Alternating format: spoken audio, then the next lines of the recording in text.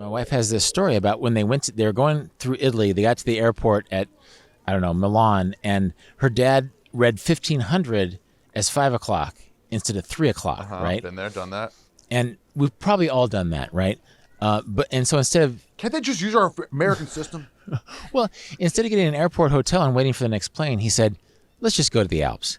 So they drove up to this place called the Aosta Valley, and they stayed in this enchanted, mist-shrouded place. And part of the fun of being there was that it was an accident, and that they hadn't gone there to find the Aosta Valley, that they had gone there because Dad screwed up and missed the plane. Bonus.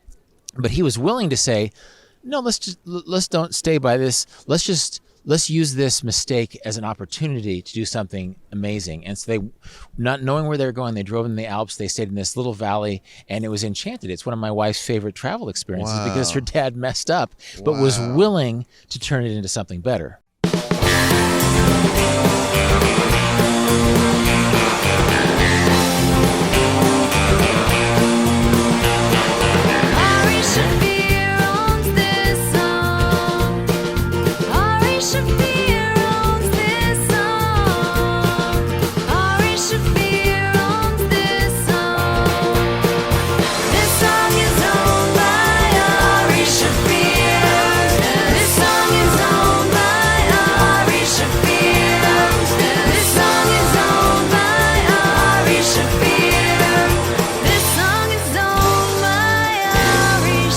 Hi, everybody, and welcome to Ari Shaffir's Skeptic Tank podcast.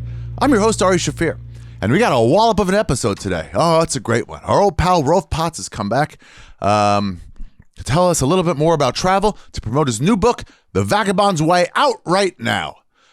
Before I get started, I would like to say that I'm shaking uncontrollably from these push-ups that I am highly unable to do. I mean, literally, my arms shake all the time. If you don't know, I've entered into a challenge with my former friends, Bert Kreischer, Joe Rogan, and Tom Segura, in which we have to give up all drugs and alcohol. Except for love, that is. Love is a drug that you can partake of all you want during Sober October. However, if you're a listener of Joe, Bert, or Tom's podcast, you have no love.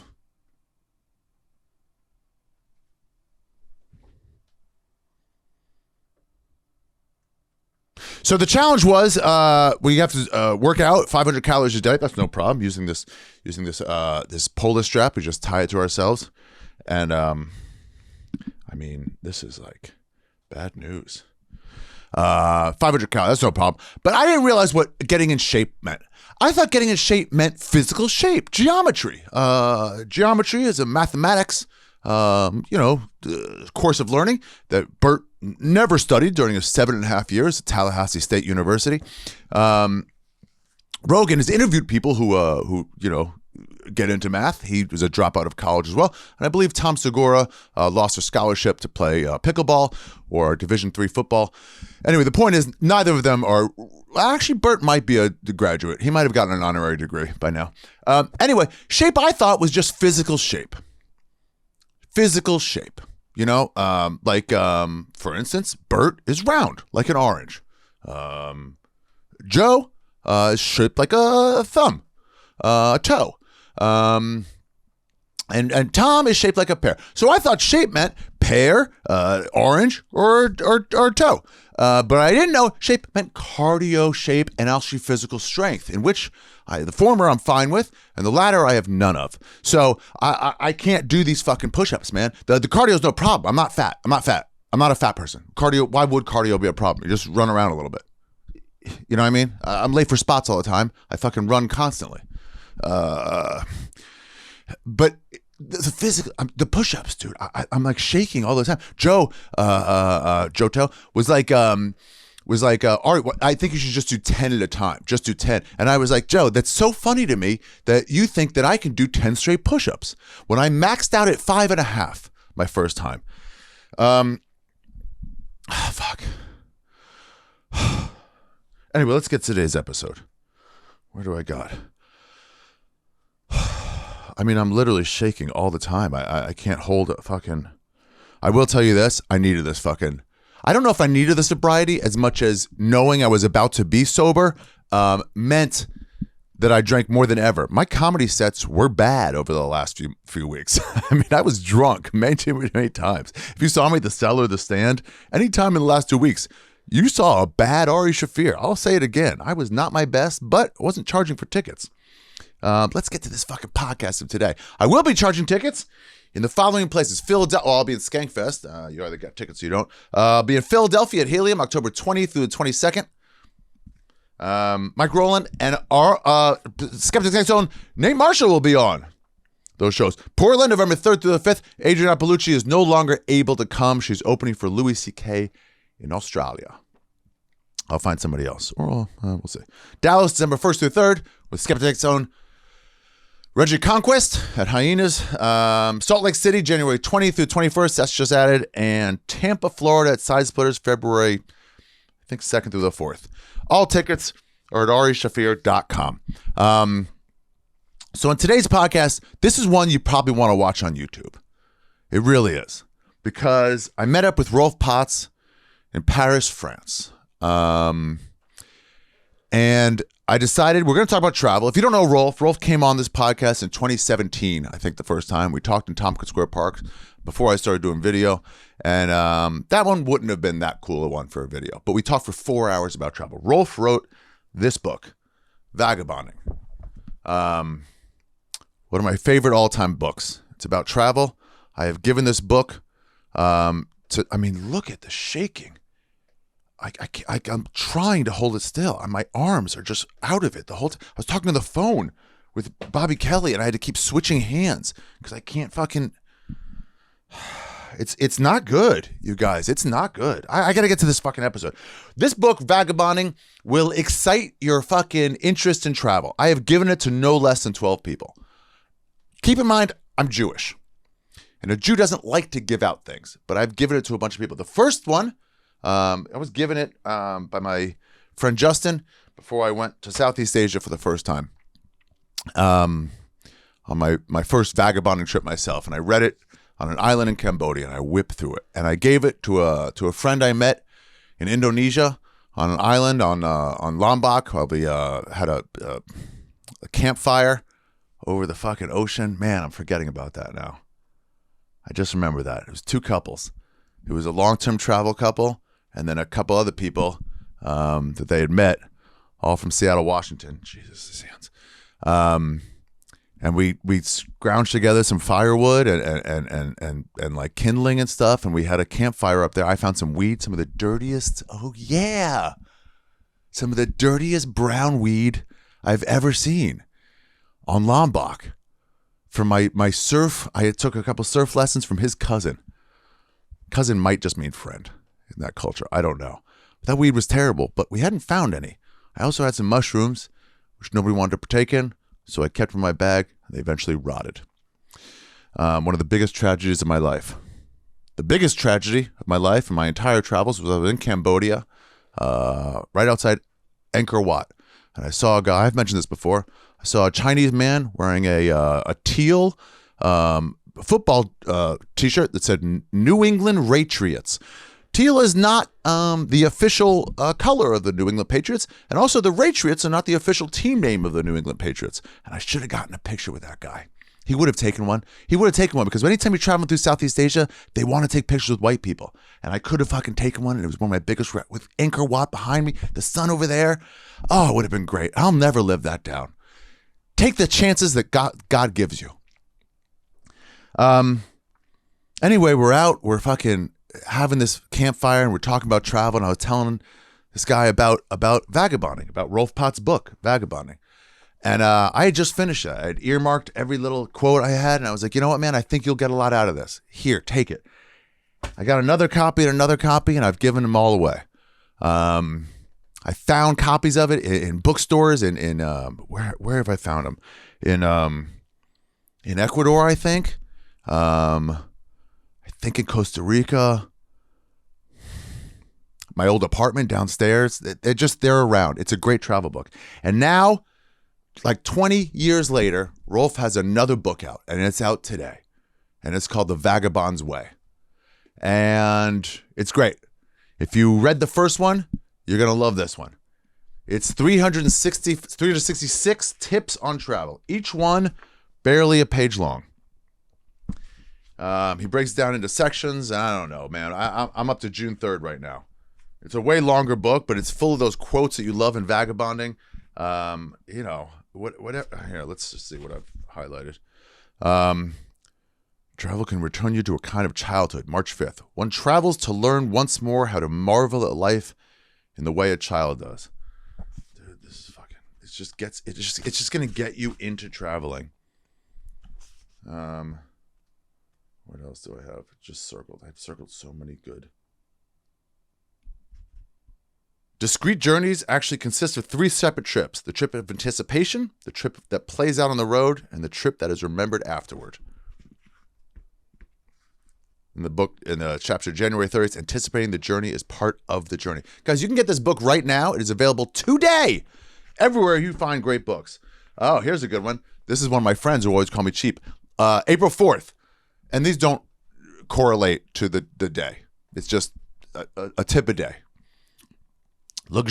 Rolf, you should make a calendar, a tip of a day calendar. If you're going to do it, fuck it, they're too long probably. Luxurious lodging can be a mixed blessing. They always say I'm cheap for staying in hostels. Here, by Paul Thoreau. He has a quote, and then a hotel can be so much like home that it can become a barrier to understanding the outside world and its discomforts. Paul Thoreau. Crossing land borders is a mind-bending ritual.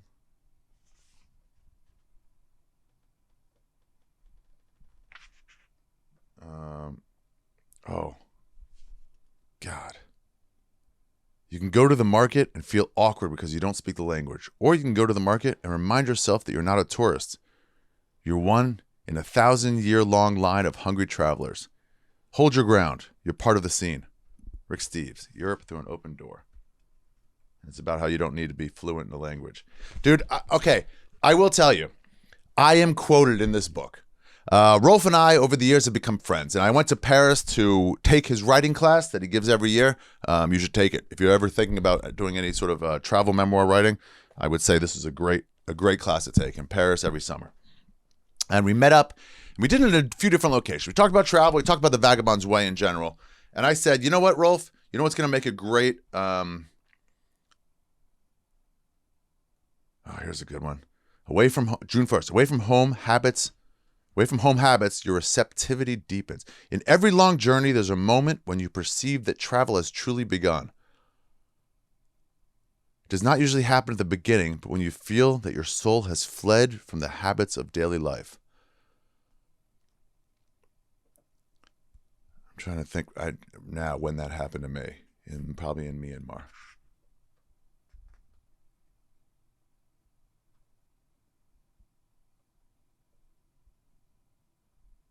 Sometimes the best way to create memorable travel photographs is to leave in the little imperfections that might one day remind you of actually being there. Dude, it's just a great book. And I'm telling you, I was 8 pages into it when I was like, I've got to start. I've got to get lost again. If you're afraid that this is going to make you want to travel the world, want to sell a bunch of your stuff and take off for 3 to 15 months, and that's going to destroy your life, then don't read The Vagabond's Way by Rolf Potts out right now. On Ballantine Books, an imprint of Random House. I have an advance copy, but everybody can get their copy right now. And I would say go and buy it. There's a link right now on the bottom of the screen. Or if you're listening on Spotify Henry Rollins is quoted a bunch of times. When I travel, I hit the streets every day with no real plan besides walking and seeing what happens. People come up and ask my friend, what are you doing here? My icebreaker is, I'm here to meet you. Henry Rollins in a 2011 interview. When we did this interview, I had not read the part that I was quoted on. Since then, I have read it, and I will tell you what it is at the end during the outro. This is a good time to say this. Also, Rolf Potts is doing an event at the KGB bar in Manhattan, a book signing probably, and a book event that I'm going to help him co-host on November 14th at the KGB bar, right next to New York Comedy Club, Old Eastville on 4th Street. I mean, gosh. I'll tell you this before we start. I've decided to delay the release of You Be Trippin', my new travel podcast. I mentioned it in this. I thought it would be out by now, but I have an opportunity to maybe, I got to do some tweaking to it a little bit and decide on the full release. It'll be out soon, but you can subscribe right now on Google Podcasts, on Spotify, on Apple Podcasts. You Be Trippin'. It's available to subscribe, and it'll be out when it's out, but I'll tell you, may as well just subscribe right now. I did the first episode with someone from this class. Was there anything else I wanted to say? I don't remember. I think there was. I think we should just start the episode. Oh, so let me tell you what we did. This is why you want to watch it on YouTube. Because we walked around Paris.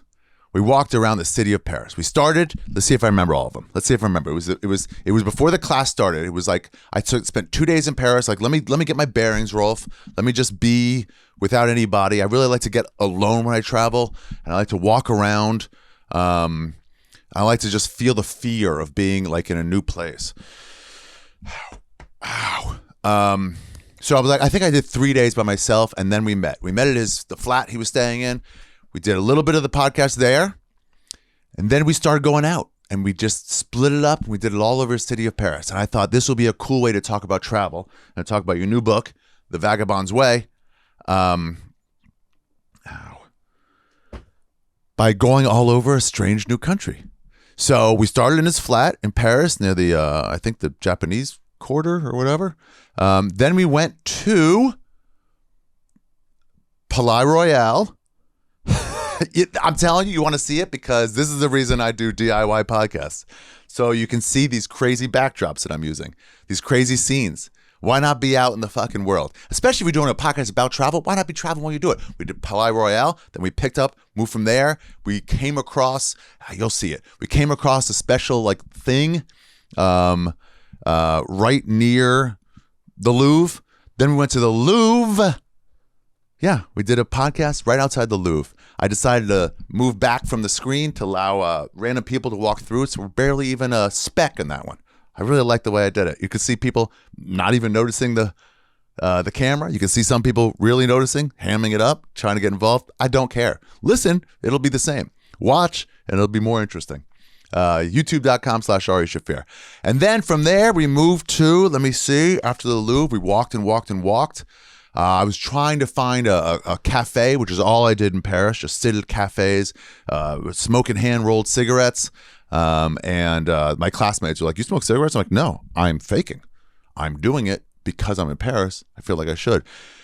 Sitting in cafes, smoking hand-rolled cigarettes, and drinking coffee. Little espresso shots. That's my whole experience, and writing in my notebook. Learning all the fucking things I learned. I'll tell you what, in the outro, I'll also go over some of the stuff I learned, writing exercises in Rolf's class. Also, if you want, I was on Rolf's podcast, Deviate. We did it from this next location, the Luxembourg Gardens. We did it from a different place. We did his podcast. His was audio only. And we sat at Luxembourg Gardens, did some stuff there, and then we went and finally wrapped up right around sunset at the Seine, right on the Seine River. Shaky camera there because people were walking over the bridge and were shaking the camera. Doesn't really matter. It was still cool. And I got to talk to my friend. Yeah, I've made friends with this guy. He is, if you think of me as a traveler, he dwarfs me. If you think I'm a pretty good traveler, he's a great one. He's got all the tips. He wrote literally the Bible, not literally, I guess that's figuratively, the Bible on travel writing. Look how young he looks there in the back. And now he's written another book, The Vagabond's Way. Sort of a sequel, sort of not, to the book Vagabonding. If I were you, I would get it for yourself, get it for a friend who loves travel. And then we wrapped it up, and that was it. Wait, what was I going to say about the Luxembourg Gardens? I don't know. I guess we got to start. Oh, I also did one. I think I did. It was either a Patreon that I did at the Luxembourg Gardens or an intro to whatever podcast I put out that week. Maybe the one with Xylea. I might have put that one out. I might have done the intro from there. It might have been my Patreon. I don't know. One of the two. But guys, subscribe on youtube.com/Ari Shaffir. I got a new stand-up clip up. I'm going to try to put some crowd work stuff. I'm just like kind of sick of my material right now. I've got some good stuff, but I also want to just like screw around, do some crowd work. So I'll put some crowd work up on youtube.com/Ari Shaffir or some topical bits. You know what? I got a bit about monkeypox, and I think that's about done. Maybe I'll put that up too. youtube.com/Ari Shaffir. Subscribe right now. Leave a comment for all the algorithms. Yeah, game the system, everybody. And above all, get this new book, The Vagabond's Way. I am stoked on it. I'm telling you, it was like, you know how after the first episode of Sons of Anarchy, you're like, I want to be in a biker gang.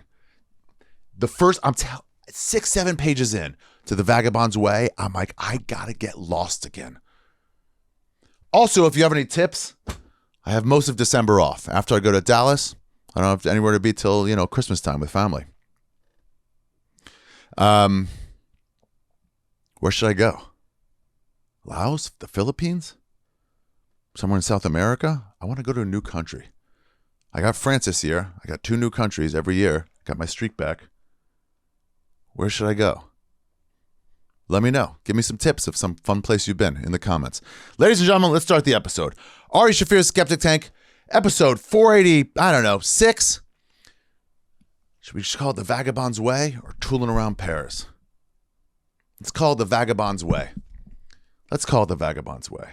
That'll help promote his book. 366 meditations on wanderlust, discovery, and the art of travel. Whew. I'll get some good quotes for you in the outro. Let's go. Starts out with Rolf Potts. Starts now. And guys, reach out to Rolf on, anything. Let him know how much you enjoyed it. That's it. Let's start the episode. Hello, everybody. Welcome. Rolf Potts back on the podcast. Thanks for, inviting me. This is our first post-pandemic conversation. Yeah. No, we had a remote conversation about Israel.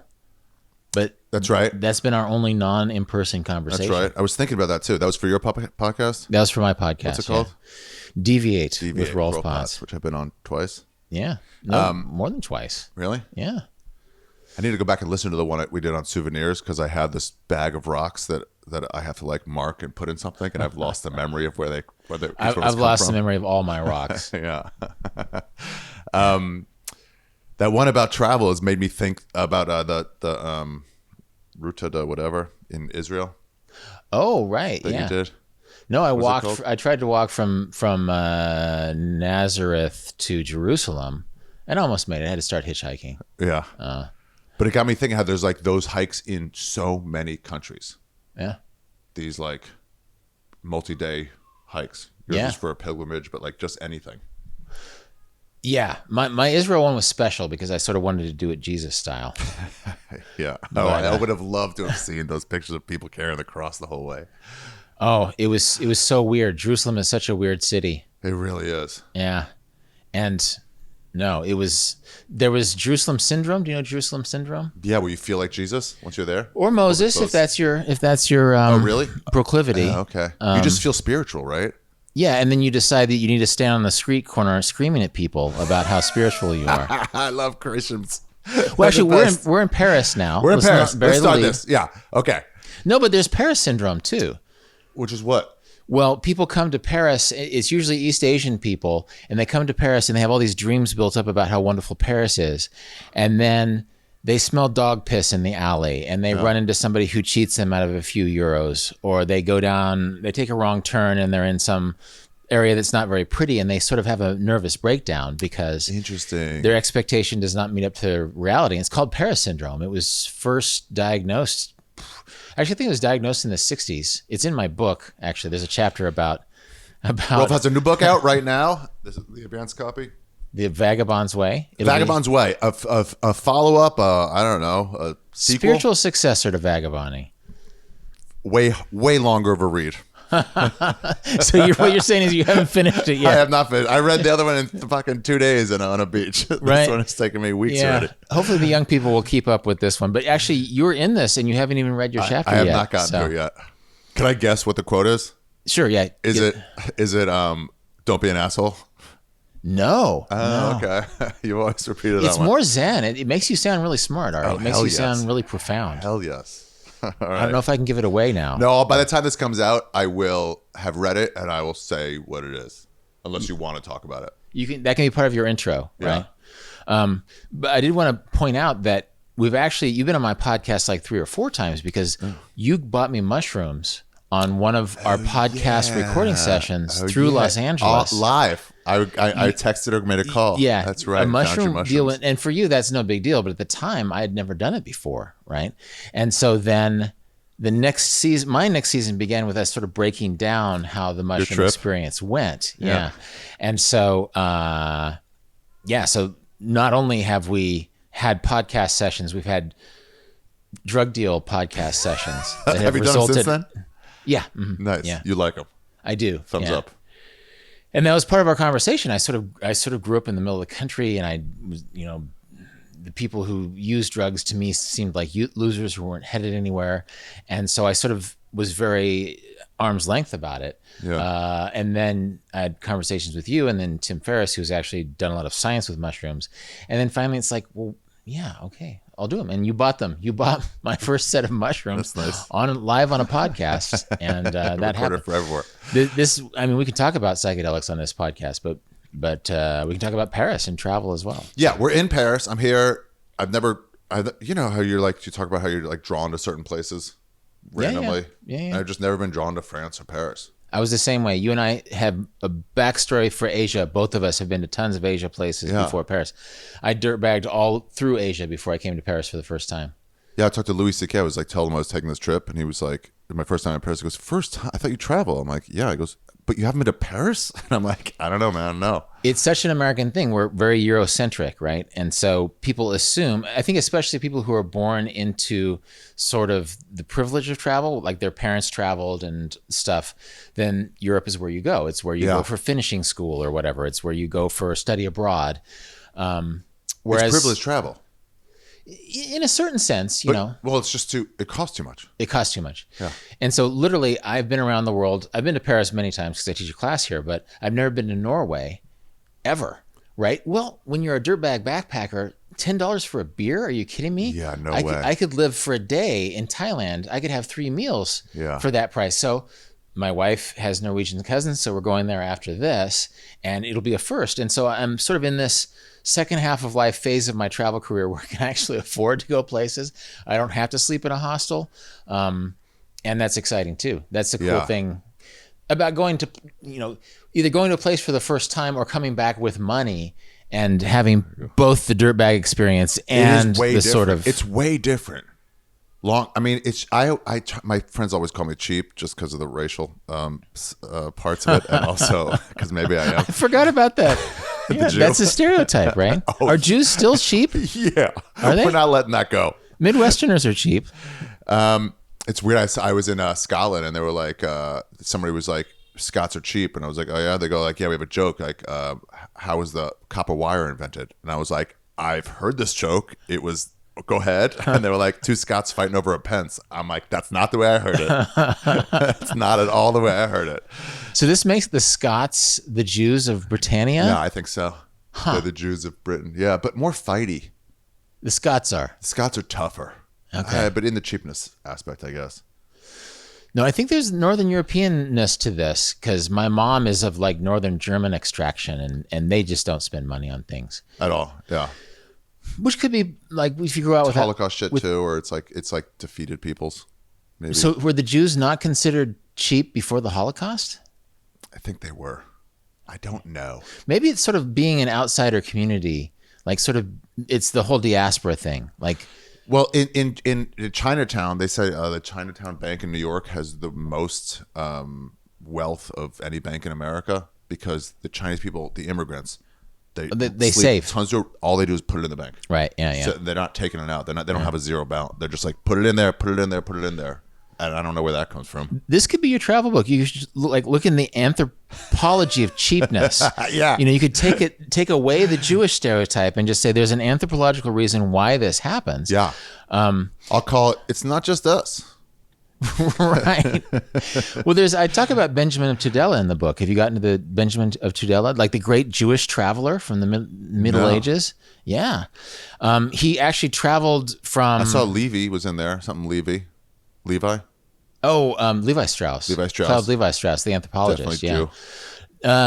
No, but Benjamin of Tudela, he was from Spain. He was a Spanish Jew, and he made it probably to Baghdad, but every city had a Jewish community, even back then. This is 1,000 years ago. maybe a little less than 1,000 years ago.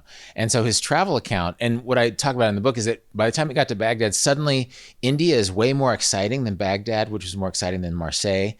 Well, he didn't go to India and he didn't go to China. And so he's basically saying, well, in India, they embalm their dead with spices, and you can see your great-grandmother and sit with her and as if she was alive. Well, he just heard that about these places. And so in China, it's like, to protect themselves against griffins, sailors pretend to be seals. My point being in this book is that his stories were great about places he had not been. Yeah. The places he had been, he sort of had to be honest about what he saw there. And so usually in the cities he went to, it's like, oh, well, the Jews live like this in Marseille, or they live like this in Beirut, or they live like this in Baghdad. And then suddenly things got really technicolor in India and China because he didn't actually go, right? So literally, he didn't actually go. Well, he was just telling stories about what it's like. Because he heard things. Yeah.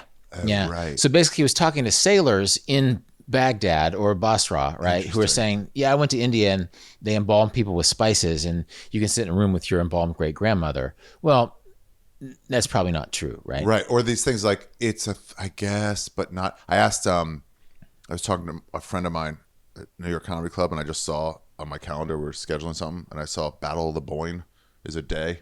It's okay. On my calendar, some of my UK like calendar stuff is still in there. Boyne, how do you spell that? Boyne. Oh, I don't know that. Yeah. And anyway, so then we saw this Irish comedian from Ireland. And I was like, hey, what are you doing tomorrow for Battle of the Boyne? She was like, the what? And I was like, Battle of the Boyne. She goes, oh, where did you hear that? And I'm like, I don't know. What is it? She goes, I don't really know. But the idea that they all know everything about, you know what I mean? Is this specific to Ireland or specific to the Ireland. UK? I think it's Ireland, but it might be the UK. I'm not really sure. But the idea that it's like, they do this. Well, I thought maybe it was going to be a battle that the Irish lost, and I think it might have been. I don't know. Yeah. But when you hear about it, it's like, oh, they do that there. It's like, no, they have done it there. Is different than a consistent. They do that there. Yeah. Well, certainly there's. Well, I don't know. You live in New York, so I've never seen somebody get pushed on the subway. Right. But that's the thing they do there. Right. You know? Yeah. No, well, that's what travel unpeels, you know, that I'm sure, I don't know what. Lies. You're in Paris for the first time, right? Yep. So what stereotypes are you bringing to Paris? I haven't seen the rudeness. Okay. Nope. I have seen it a couple times. On the plane was the first one. Really? Yeah. The plane, the guy was immediately like, the stewardess guy was, it's the wrong word. He was like, back up with his hand motions. Were you on Air France? Yeah. Okay. He was just over it. Yeah. Well, it's got to be stressful to be a flight attendant in this day and age. Mm-hmm. And then one restaurant a little bit where it was just like, but I think it was also like a burn and turn place where it was just like, oh, this is for tourists. They don't care. Generally, they've been very friendly and nice. Yeah, no, we found that too. That and in fact, there's this stereotype that French people are really bad about responding to English. You know, that they're if you want to speak English, they will want to have nothing to do with you. But I think if you throw out the bonjour, you know, désolé, je ne parle pas français. If you make it clear that you're being respectful, but you don't know the language, but you are respecting and apologizing, then they're like, oh, how can I help you? You know that. Yeah, I've heard that. I've also just had people just break it and they get it what I am and they just break it in English when I've tried to be like, may I have in French, and they're just like, hey, it's 1 cup. Has Spanish come out of your mouth since you've been here? Yeah. Yeah. Every time I've been in Spanish-speaking countries before I come here, I open my mouth. I'm trying to speak French, and it's just Spanish is coming out. Yeah, yeah. It's like a non-this place word, so it's hablar comes out too much. Yeah. What's the parlez-vous? How do you say I don't speak French? Do you speak it? Je ne parle pas. I know another way to say it. Je ne parle pas français. Je ne parle. Parlez-vous? Je ne parle pas je français. Ne, I don't. No, ne is don't. Yeah. Mm-hmm. Je ne parle. Oh, parle. Mm-hmm. Okay. Yeah, I tried, and then hablar just comes out. Yeah, yeah. People don't stink. Right. I'm trying to think the horrible stereotypes about French people. Stink. Well, they do walk around with baguettes under their arms. They do. It's pretty cool to see that. Yeah. But not with berets. The berets are gone. No, berets are done. Do they shorts? Like you're wearing pants, I'm wearing pants. I assume that everybody wearing shorts is a tourist in this town. Yeah. So this is what I do. You talk about this a little bit in this book. I just got to this section. Again, the book is The Vagabond's Way by Rolf Potts, out now on Valentine Books. Yeah. In bookstores everywhere. Right? What's that? There'll be an audio book of it. There will be an audio book. I haven't recorded as of this session. I have not recorded the audio book yet. So I did a chapter of my friend's book, Same Talent. He had different comedians read different chapters, and the feedback was comedians don't know how to read. Okay, because we're all doing it for the first time. We're like reading it as we're reading it. No, it's a different vernacular. It's a different kind of thing. And one challenge I'll have with this book, I was just saying some French words horribly just now. This book is full of foreign places and words, and so I'm going to have to hire an assistant to help me pronounce all. Like it's one thing to see them on the page, but or to read a travel history and then realize that this is an Arabic word. How do you actually pronounce the syllables in this word? So it is we can talk about this as we go. I say we go out in Paris, and both words just do this. Yeah, just do this as we go, and like see a little. If you're watching on YouTube, come visit Paris with us, and we'll just do this as we go. This is a travel tip a day, is pretty much right but it's not like where to get a baguette in France type travel tips. It's more existential and conceptual stuff. It's like, this is your only life. If you want to travel, this is maybe why you should travel. When you come to another country, this is, sure, you can buy, a baguette in the store or a souvenir, but maybe you should get off of the tourist assumptions and do things that would surprise you, right? Yeah. So here is, it's great. It really has already gotten me like the fever back to like get the fuck out of town. There was something in here that I saw that it is talking about cultures and stuff like that. Instead of, I forget what it was. Instead of like looking at what's up, dude? Naked dude. I'm not even gonna look. I don't know, around the courtyard. Right.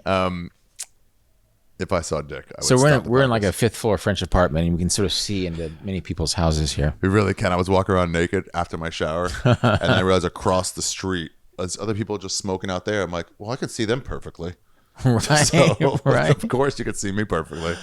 No, and actually, that's a weird thing about walking at night in a city like this, is that you sort of have a window into people's lives as you walk down the street, because these people don't live with big lawns around their houses. Yeah. I guess in New York it's similar. I've seen people fucking. Okay. Yeah, I've pulled up a stoop across the street and pretended to type on my phone, just looking at people on the first floor with windows wide open. And what have you been seen fucking? Like, I must have been. Yeah. Like, I must have been. You just do the math on that, and you begin to wonder. Are there buildings taller than your window anywhere nearby you? Then you've been seen. Right. Yeah. Anyway, here's what I was going to say. It was something about, I forget how it came up, but it made me think of this. How you have to look at the customs and stuff. So one of the things I do is, how do they dress in blank? Like Dominican Republic, they don't wear shorts. Right, yeah. And so I was like, oh, shit. So I don't want to be an outsider. Yeah. Same thing here. And it's the only reason I'm wearing a T-shirt is because my other one is stinky now. Right. But no print T-shirts. Well, I wore a button-up. Yeah. Just, because we're going to be out and about in Paris. And you got to wear a button-up and roll up the sleeves. Well, I don't know if the rolling up the sleeves is a thing, but that's what I did because it's a little warm today. They said Parisians they don't even wear short sleeve button downs. They would wear long sleeves and then just roll up if they have to. No, well, they say like in America we have casual Fridays. Oh. And not only, I read this in a book that was published 20 years ago, but not only is that not a thing here, but like someone who has like a New York level of casualness is either American or they are mentally ill in Paris. Like there's no, either it's a tourist who is like that casual, or they are a crazy person who's walking around the street with their shorts and their T-shirt that says "Go Mavericks" or whatever. Right. Yeah. It said. It reminds me. I was in Myanmar, and we're like, this like army guy was like following us around, talking to us in English, a little bit broken English, and we were like humoring him. We had just gotten chased away from like an army like hold up or something like that. They were like, get the fuck out, whatever. They were like, in no uncertain terms, like, you got to leave. I'm like, all right. Anyway, so this guy kept talking to us, and we're like trying to humor him. And then at some point we're sitting in a restaurant, he's with us.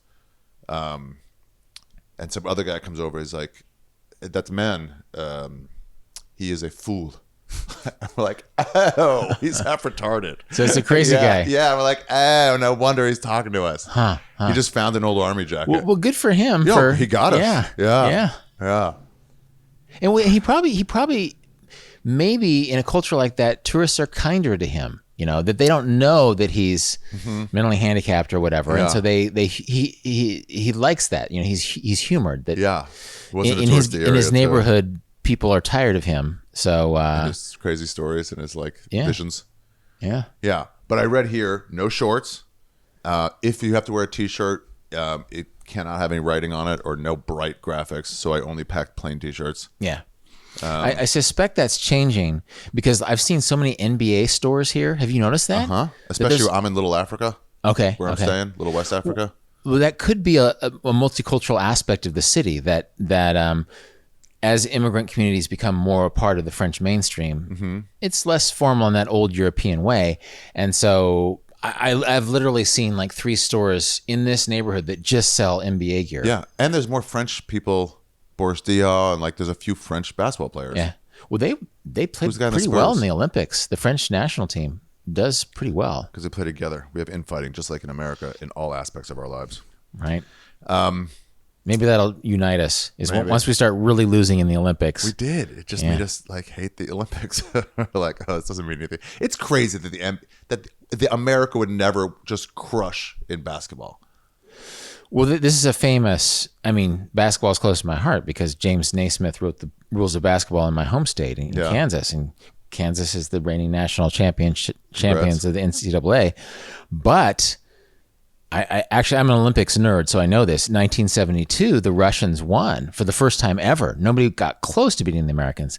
Then there's sort of a shady British referee. You can look this up. Oh, really? And he basically gave the Russians a second inbound when the game was over.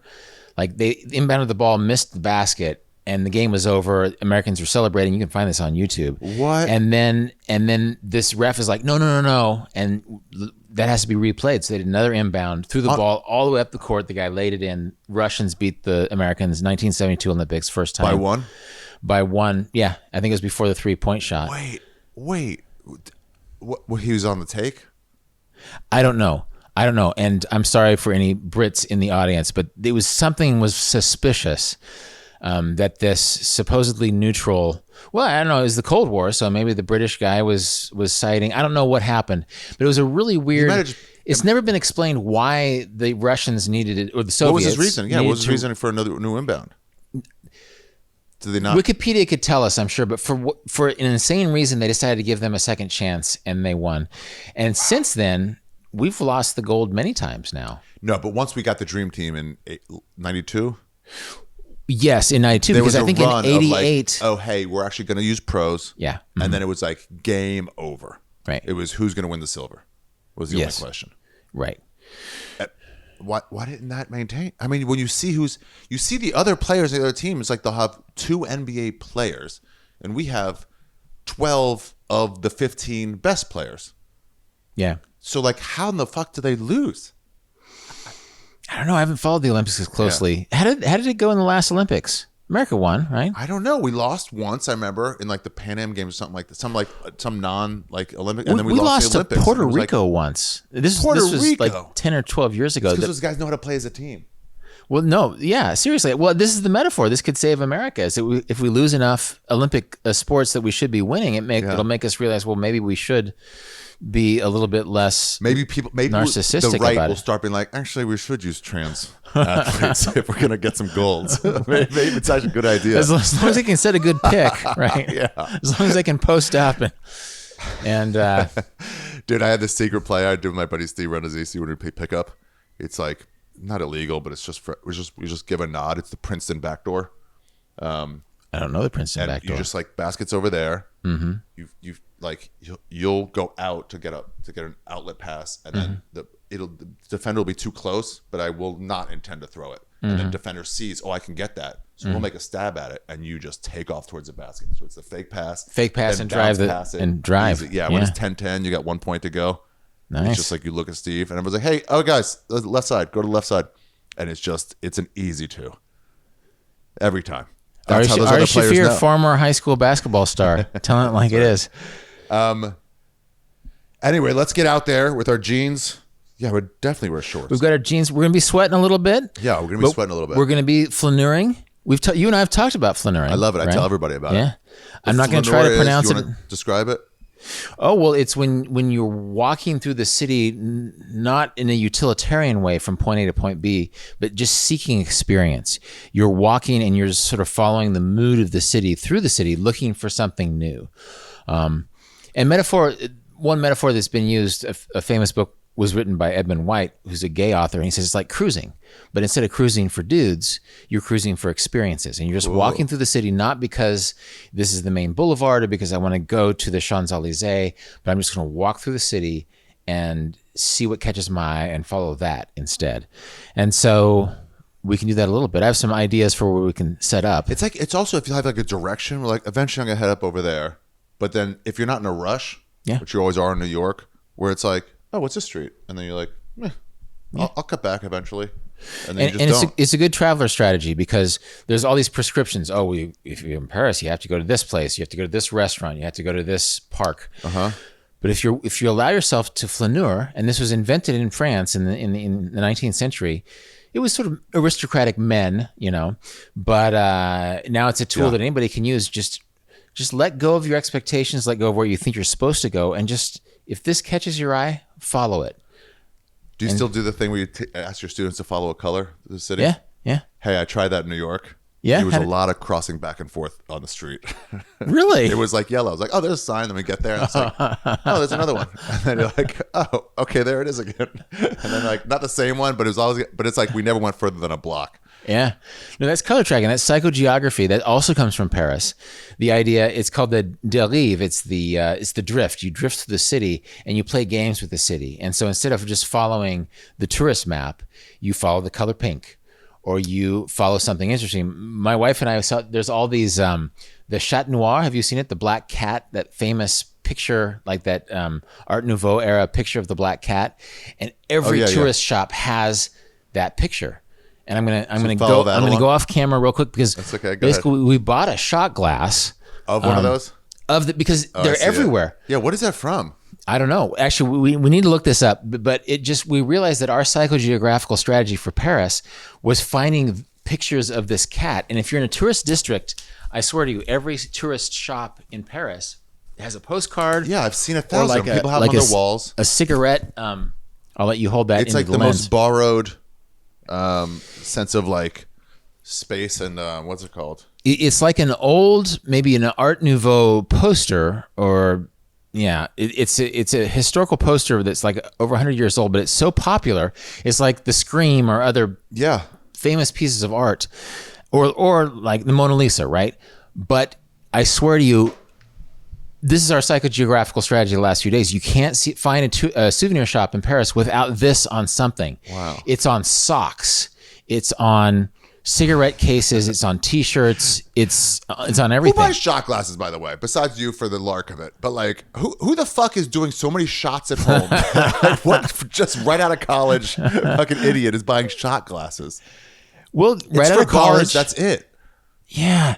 No, Actually, my wife and I are going to use this shot glass. As what? Besides a candle holder? Well, no, we might use it to mix cocktails or to humor our guests or something. It is good that for measure. It's a good measure, but no, we don't line up shots back home. Yeah. Now what is the culture?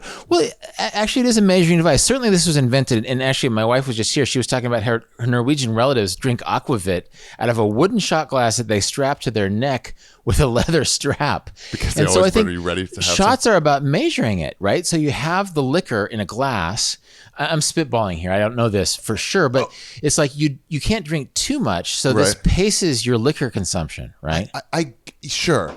But you're gonna have that at home? It's just weird, and it's a standard for merch is the shot glass. But no one I know ever uses shot glasses at home. I've used shot glasses before, All right. Ari, I'm sorry. Well. But I mean, Kansas trash. not in the regular sense. But no, I wrote a book about souvenirs, as you know. And shot glasses sell because they're small. Yeah. Because you can fit them in your bag, and sometimes they're kind of funny, and you give them to your friend, and it's like, great. You give them and to then your you friend. put them on a shelf, and they stay there forever. They're good for the haha, thanks. And then that's it. That's all they need to be there for. Maybe, this could be. It's a weird souvenir that's always done. A t-shirt I get. You can wear that forever. Yeah, no, t-shirts are great. No, shot glasses, there's probably people with like houses full of old shot glasses that they never use. Yeah. They should create a holiday, like a special day where you actually use your shot glasses. Oh. Like where you create a social event where you're forced to use your souvenir shot glasses. Burning Man. That'd be nice at Burning Man.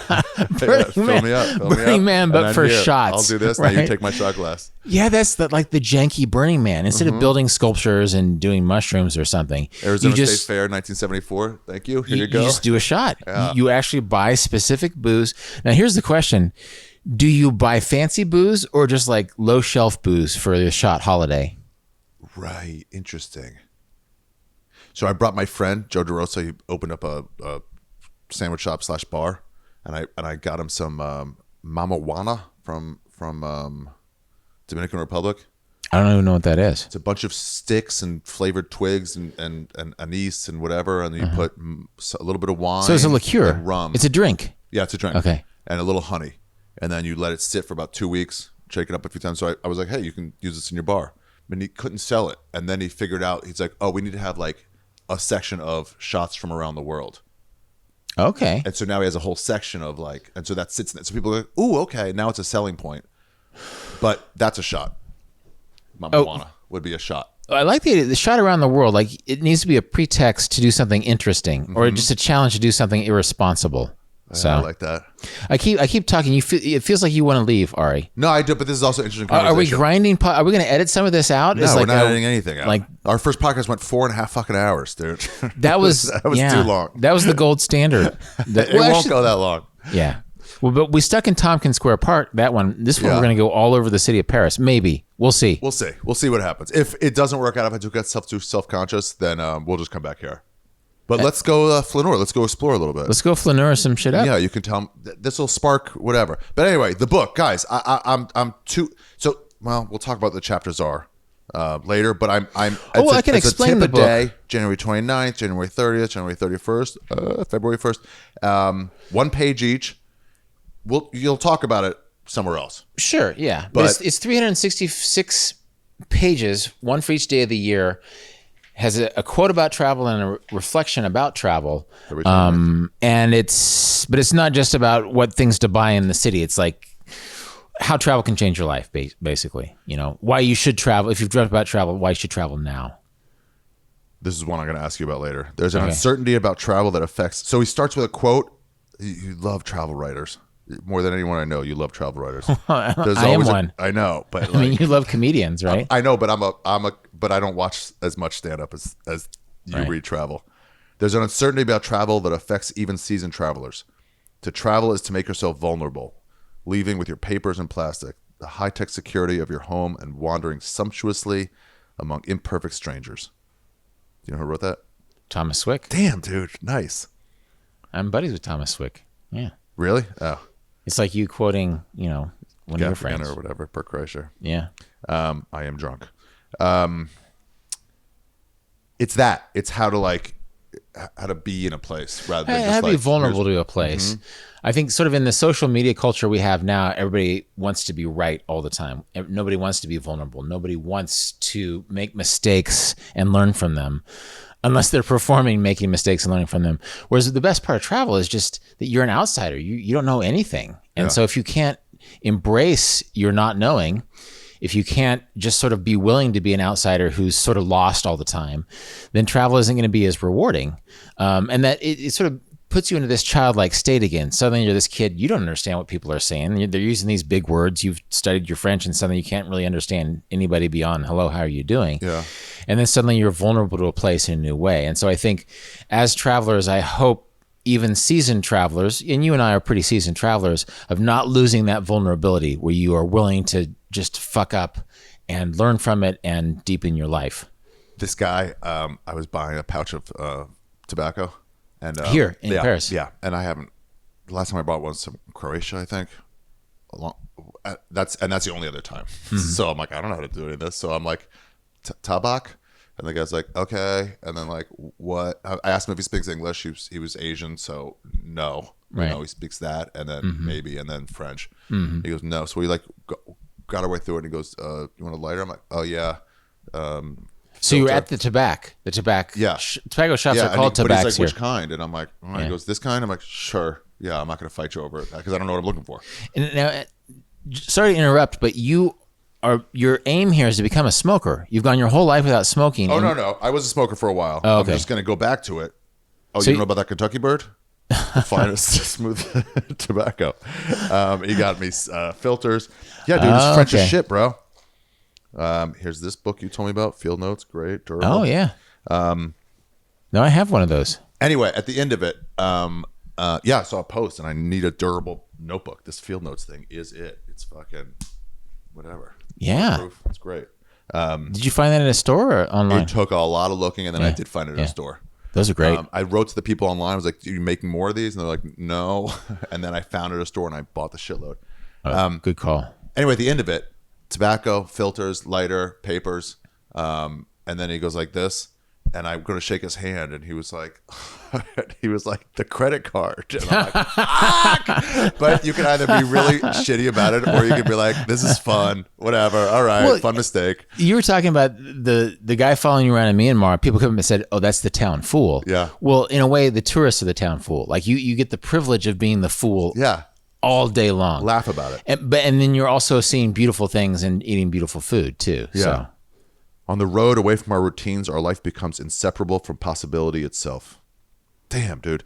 This shit is making me want to get out there. But you're right. It's not like, here's where to eat in so-and-so. Here's how much you should pay for, weed in Denmark. It's just how to live out there.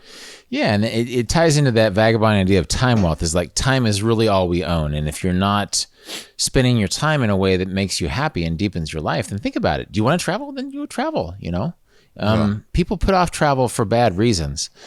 They don't have enough money. They're scared of speaking other languages. I think you'll see, we have another week in Paris, Ari, but my French is horrible, but I enjoy being here. And if you're willing to be a fool, if you're willing to not know, if you're willing to be in that in-between space, is a good thing. Yeah. I could fucking go into this a lot, but I'll do some of my favorite quotes later. All right, let's get out in fucking Paris. All right. Let's get outside. Next stop, outdoors. Outdoors. Oh, fuck. Also, I should mention this. Sorry. If you really want to help Rolf out, guys, go review his book on Amazon and Goodreads, wherever you find books. Go say, I don't think you have to even buy it. Just go to Amazon.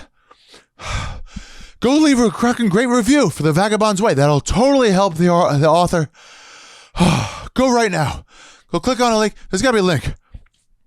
There's got to be a link right there. Go click on it. Leave a comment. Say how great it was. Say how it changed your life. Go nuts. Go overboard with your review. Say how you never thought you could see the day. I don't know. Go out there with it. This finally brought you to Istanbul. After I read this book, I immediately got on a plane and went to insert country of your choice and found the love of my life and came home a new father only 3 months later. I can't explain it either, but that's the joy of travel. Something like that. Leave crazy comments on there. Help review. More comments, the more books you can tell. Okay, I gotta get back to working out. We are now at Palais-Royal. Yeah. This is gorgeous. What do they do here? Is this the Royal Palace? I have no idea. All right, this is the thing about like cities that you think you know pretty well. Yeah. Is that if we were in the 5th arrondissement of Paris, I How do you say it? Arrondissement. Okay. And I'm probably mispronouncing it, and I apologize in advance for everything I mispronounce in French, even though we're in France and I've been here many times. Don't apologize to them. No, but it's the Palais-Royal. This is like the second arrondissement. It's like this is the right bank. I know the left bank of Paris. And that's the great thing about travel is that you can go to a city multiple times and still know nothing about neighborhoods that you don't have a lot of experience in it. So obviously this is a tourist-friendly part of France. We are maybe 5 minutes from the Louvre. I've never been here before. Really? Yeah, I've ridden my bike outside many times with my bike. They have these little Vélib', little city bikes here. So this is... Yeah, this is brand new to me, and I am ashamed as a travel writer to not really know what the Palais-Royal is all about. It's got to be Royal Palace, right? It's got to have something to do with the monarchy years ago. Because look at this. Yeah, I mean, this is like commoners can't live here. This is for the people. You know what I love too in classical like art, which has really started here, right? And it's in a big way. Well, in Italy, yeah. Yeah. It's all rich people doing rich people shit. Yeah. Mm-hmm. It's all like lounging and stuff. It's never toiling. Oh, no. Or rarely. Yeah, actually, rich people doing rich people shit, it's very much a part of Paris. And I'm not an expert on this city, but I think one of the reputation for rude Parisians or snobby Parisians is that the upper class Parisians sort of want nothing to do with tourists, understandably. Yeah. And the people that you end up running into in a time like this, we're here in late July, are going to be in the service industry probably. Everybody who can leave town they're in their fuck out. Yeah, they're in their summer home someplace. Yeah. And so it's actually a pretty friendly time to be here. People try to speak English and they're open to you. But this was built by people who wanted nothing to do with tourists. I mean, when you just think about, you ever see like pillars like this and just go like, how the fuck? Now I could see it, but like, how was this before electricity? How was this built? Well, I think they were trying to emulate the Greco-Romans, right? They were trying to emulate earlier generations. That's what the Fountainhead is a lot about, where it's like quit trying to do what other people have done. Is that an architect? Yeah, it's the architect, but it's really nothing about architecture. Right. No, so I don't.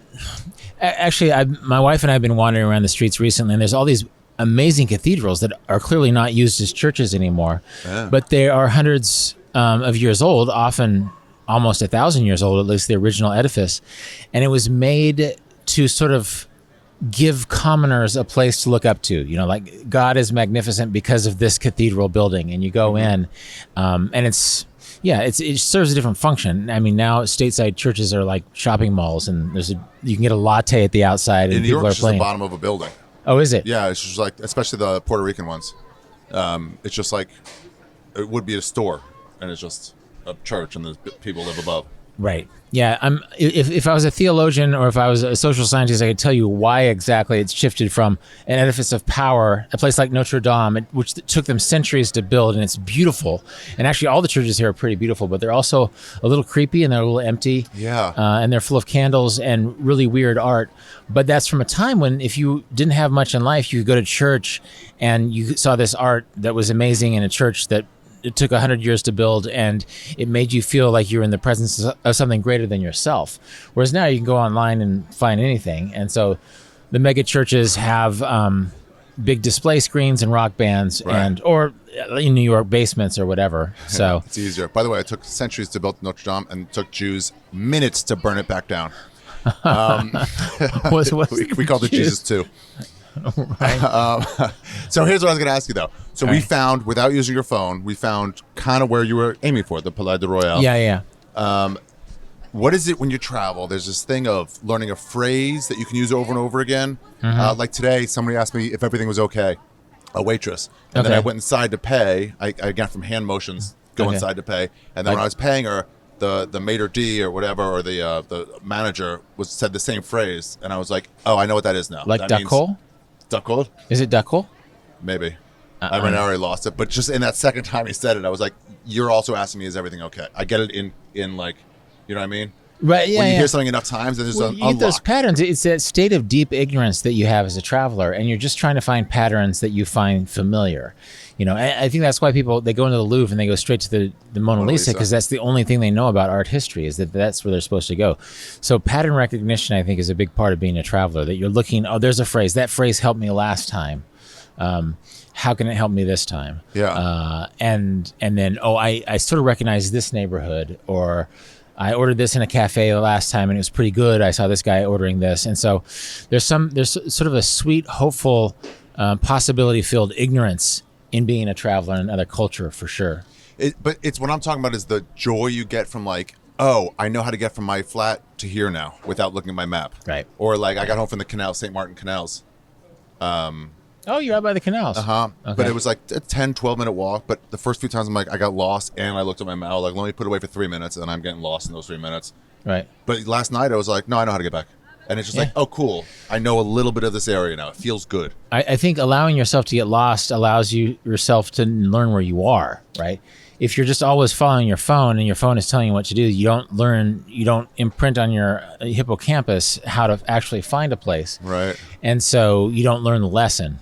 On every Landmarks. continent of the world, I've been lost enough to figure out where I am. Right. So being lost is good. It goes back to that vulnerability thing of sort of being able to make mistakes as a traveler. It makes you a better traveler, you know? Yeah, it's almost like the mistakes is what you're looking for. They have this theory in comedy where it's like if you go into a bad situation, like annoying, like a wedding or of someone you don't want to go to or something like that, like, well, at least you'll get a bit out of it. But like, you can't actually intentionally enter into a shitty situation just for a bit. Right. It has to be Right. thrust upon you.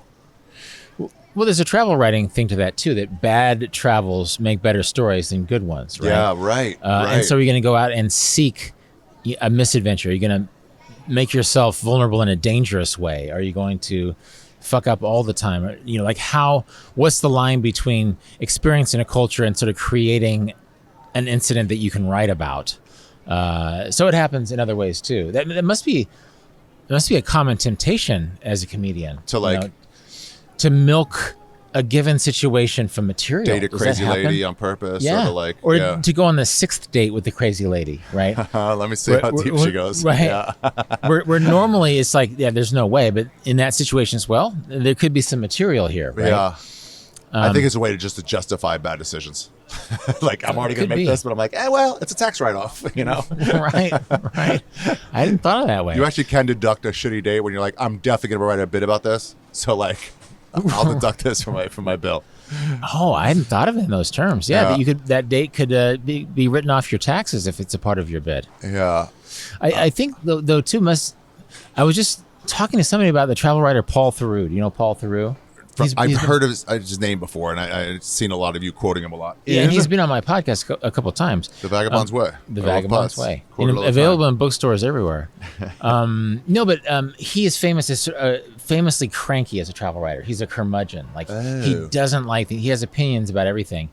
And I was just of the impression that, well, that's just, that's how he travels. It's like the worst thing you can be as a travel writer is a person without a point of view, without an opinion. Like, it's trying to erase yourself from the narrative doesn't really work because that's journalism. That's journalism, yeah. The travel writing is about being vulnerable and making those mistakes and showing yourself. Well, Paul Theroux shows himself as sort of the guy who has an opinion about everything, but somebody explained to me that is his persona. That person to person, he's actually a pretty sweet guy, but he's this more opinionated guy, so he pops more on the page. In his book, he's the guy who is expressing his impatience with his tour guide in China, whereas I would imagine the parallel in comedy is that you sort of have a persona too, you know? That it's not just you're going on the 6th date with the crazy lady for material, not that I'm saying that you've done that before, but also you're entering into this heightened version of yourself. There's sort of this narrative Ari that is the person to whom this has happened in life. And it's not the same as the actual Ari Shaffir, but it is the comedic persona Ari. Yeah. And that's you probably, leave out the parts where it's like, I tipped him at the end. Right. You just leave that out. You just like, or it's also like wish fulfillment where it's like, I wish I could have said this and this and this to him. So now I can. Because I was having these thoughts. Paul Theroux's like, I'm having some of these thoughts. I'm also like, well, he did show me this place. That was really nice. But it's like, leave that out. It's not fun. That's interesting. Yeah, no, I think it's a similar narrative persona. And I think this is obviously that we have social media personas where we're a little bit more handsome and a little bit smarter than we are in real time. That's something we should talk about. And so you have your comedic persona where you're sort of more acerbic. You're more mean-tempered than you are in real life. Travel writers are actually sometimes more smart. Like all this stuff that I don't know this. If I was to write an essay about this place, I'd do the research You'd have afterwards to do the research, and give it. I mean, that's one thing about one awkward part of talking to you in real time in France, or in Paris, which is a city I feel like I know well. I'm mispronouncing phrases. There's still wide swaths of French, most of French that I don't understand at all. Mucho mistakes. And so I'm it's weird. There's my ratio of linguistic perfection to time spent in a place is pretty low here. My language skills are pretty low considering how much time I've spent here. Unfortunately, like most of the time I come here, I'm teaching travel writing in English to English speakers. And so I don't really have time to go and make those mistakes that a language learner needs to make. So my Korean, my Arabic, my Spanish is much better than my French, which is terrible. But that's part of being here. It's sort of fun to be optimistically ignorant of the language in a place that's this interesting. Yeah, you need to struggle through something. You need to have a guy to learn any part of the language. Duolingo is nice, for sure. Duolingo to me is like, I'm learning Spanish a little bit through it. But like, I've did about 10 days so far of French on Duolingo just to learn a few things. It helps, for sure. Fills in the gaps. But it's like Central Park is like when you're like, I need some nature. Central Park will buy you like 2 days of like not going crazy, right? You know, and then it's like I actually have to get to the woods to get myself like a month, right? Like, you know, real so nature. like Duolingo is like, all right, fill Interesting. in some gaps, but like you have to go and learn, make mistakes. Duolingo is the Central Park in this analogy. Yes, exactly. Right. Or having somebody there to translate for you, or having a guy who speaks English at a shop. It's like what you actually need is a guy like, I don't speak any English, so in French or whatever language, and he's like, you're gonna have to struggle through this, and then you can like learn a word or a phrase. Well, they say that the best way to really learn language is preferably when you're young, go to a foreign country and fall in love, or like try to court someone you're attracted to. And like, if you can learn enough to start a conversation with a woman you consider cute, then that's just more impetus. Like I took Spanish in high school. I was terrible at Spanish. Yeah. If they had just brought some cute Spanish speakers in, the winner over game, right?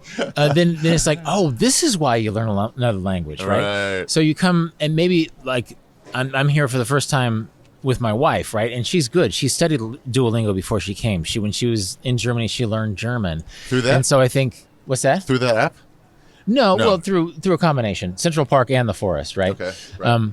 But I think it's actually through wanting to keep my wife's respect that I'm going to become better at French, because she's going to outpace me in French very soon. Probably on this trip, her French is going to be better than mine. Well, it's an analogy I think I was telling you before we started recording it. It's just like I spent a long time as a bachelor, and I just never committed myself in a certain way. And I married at the right time. It all worked out. But in a certain sense, I haven't committed myself to Paris in a way that also involves learning the language. And maybe now that I have committed myself to a woman in life, maybe now I'll commit myself to a language, and maybe it'll be French, you know, that I can, you were talking about how you can read Hebrew. Spanish, you know Korean. Well, I have get by Spanish, I have get by Korean. I can impress people by reading Hangul, which is like you reading Hebrew, right? But that doesn't get me very far. My vocabulary in Korean is not very deep. Hangul is the language? Yeah, that's the alphabet that it's what very easy to learn. What a fucking useless language to learn. Korean? Yeah, how many countries do you speak it in? Well, just Korea, but I mean, what a dumb thing to learn. Well, I mean, Spanish, Arabic, English, of course, if you don't speak English already. I'm fond of Korean, and this is the sad thing is that I go to a Korean restaurant in America and I throw out some Korean and they just roll their eyes and start speaking English. Really? Well, I mean, they don't laugh and go like, cool? Sometimes. Like, actually, I was in Astoria, Queens once, and I went to a restaurant where there wasn't English on the menu. And so I was ordering from the menu in Korean because I could read it and understand. And that got this grudging respect that I wasn't just the moron who'd wandered in and they had to get the English language menu for him. And that was kind of fun. But usually, this is another thing about a culture where everybody is ethnically the same. Like there's just Koreans and non-Koreans. It's not a multicultural country. Right. And so for a white guy to walk in and start speaking Korean is a little bit weird. And if he's not fluent, then you're sort of wasting their time, you know, that they would rather practice their English on you than to bear your bad Korean. And so I have some friends who married Korean and speak it pretty well, but it's nice when you say thank you or say cup and cup or whatever in Thai. They go like, hey, nice. It's just like a little smile. Well, yeah, but Thai is a little bit more laid back culture too, and a little bit more friendly and conversational, informal. I don't know. I'm not an expert on Asian cultures, but just in my experience, my Kapkun Kap goes further than my Kamsamnida in Korea. Interesting. Because Koreans would rather practice their English than endure your horrible Korean, whereas Thais are just rolling with it a little bit more. That's my experience. God, it's been so long since I've been to both of those places. It's been like the 20 There's teens. This video series you got to see. It's this white guy ordering Chinese from a drive-thru in like fluent Mandarin. Oh, really? Or Cantonese, I think Mandarin. And then he gets to the front like you order, and then you get to the front, and the guy's like looking like, who else in the car? Like, what the fuck? And then he's like, you said that? And then they go like, they bring people out like, come here, talk. Yeah. They can't get over it. Yeah, And no, they're like, no, we just don't see people like you speaking like that. there was a celebrity when I was in Korea. He married Korean, but his wife was from the southern part of South Korea. She was from Busan, and it's like the Texas drawl of Korea. So he learned Korean fluently, but he also spoke in this Busan Saturi, this Busan dialect. Wow. And so it's like having an Asian celebrity in Kansas who speaks really deep Southern drawl or deep cool. Texas accent. And so people just loved the guy because he spoke vernacular Korean fluently. Usually that's not the case. Usually it's the American is trying to learn, and it's hard to learn because Koreans would rather just flip over to English because they're better at English than you are at Korean. I know somebody lived in Barcelona, and one of their friends took English class when they were, I guess, a year abroad in Alabama. So their Barcelona English was Southern. And it was just like, where did you pick that up? Well, isn't it there's this white Australian hip hop woman who was studied abroad in the American South. Yeah. She does that "I'm So Fancy" song. I'm so. Sing it. Sing the whole thing. I'm not going to sing. Show the dance. A song I barely know on your podcast. No, but I think that basically her experience, she sort of picked up this Southern drawl lilt that sort of gave her cred hip hop wise. But she's an Australian, right? Oh, is it the one with the big ass? Yes. Who married the Laker, or was dating a Laker? That's exactly who it is. And I'm showing you, like, I'm an old guy. I'm a guy in his 50s who, for me, that's young people music, but it probably happened like 10 years ago. What was the name of the song? Fancy. I think it's called Fancy. That'll be the episode music. Her name starts with an A, right? Damn. Oh, no. Iggy Pop. No. Iggy Azalea. Something Azalea. Iggy Azalea. Is Iggy Azalea. Yeah. Dude, her Swaggy P, that was her boyfriend, had this thing where he was doing, they were swimming with the dolphins, and dolphins are weirdly territorial. And they do this thing where he was convinced, he was like, he grabbed me by the bathing suit and he was dragging me down, trying to kill me so he could make time with Iggy Azalea. No kidding. Yeah. No kidding. Yeah, and then I looked it up, and there's other stories of that where dolphins are like, let me just kill this. Like, well, animals can be assholes. Like, yeah, no, we anthropomorphize animals.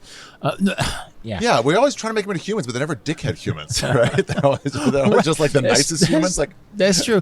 We project sort of this childhood optimism onto animals. I was actually at the Jardin du Luxembourg across the river yesterday. There's a zoo there. It's one of the oldest zoos. In fact, it used to have. I went there. Is that by the botanical gardens? Yeah, it is the botanical gardens. I was there yesterday. Okay. Did you go to the zoo? I went by it, but then Did you it was see like, the wallabies? Yeah, I saw the wallabies. Yeah, the wallabies and the pigeons are like fighting for the wallabies' food. And it's like those dickhead pigeons are stealing the wallabies' food. And probably the wallabies have their own assholes, right? You know, the wallabies are I think there's like kangaroo. Those are the Jews of the kangaroo world. I don't know. Have you spent time in that part of the world? You have. Australia? Yeah. Oh, yeah. Yeah. I had a video of a wallaby jerking off at the zoo in Melbourne, I think. right behind me. It was great. It was like 2 minutes long. He was just going for it. I was looking at him. He was looking at me. Well, when we were watching those wallabies yesterday, those guys have to be pretty bored. You know, the pigeon stealing their food gives them something to think about. Yeah.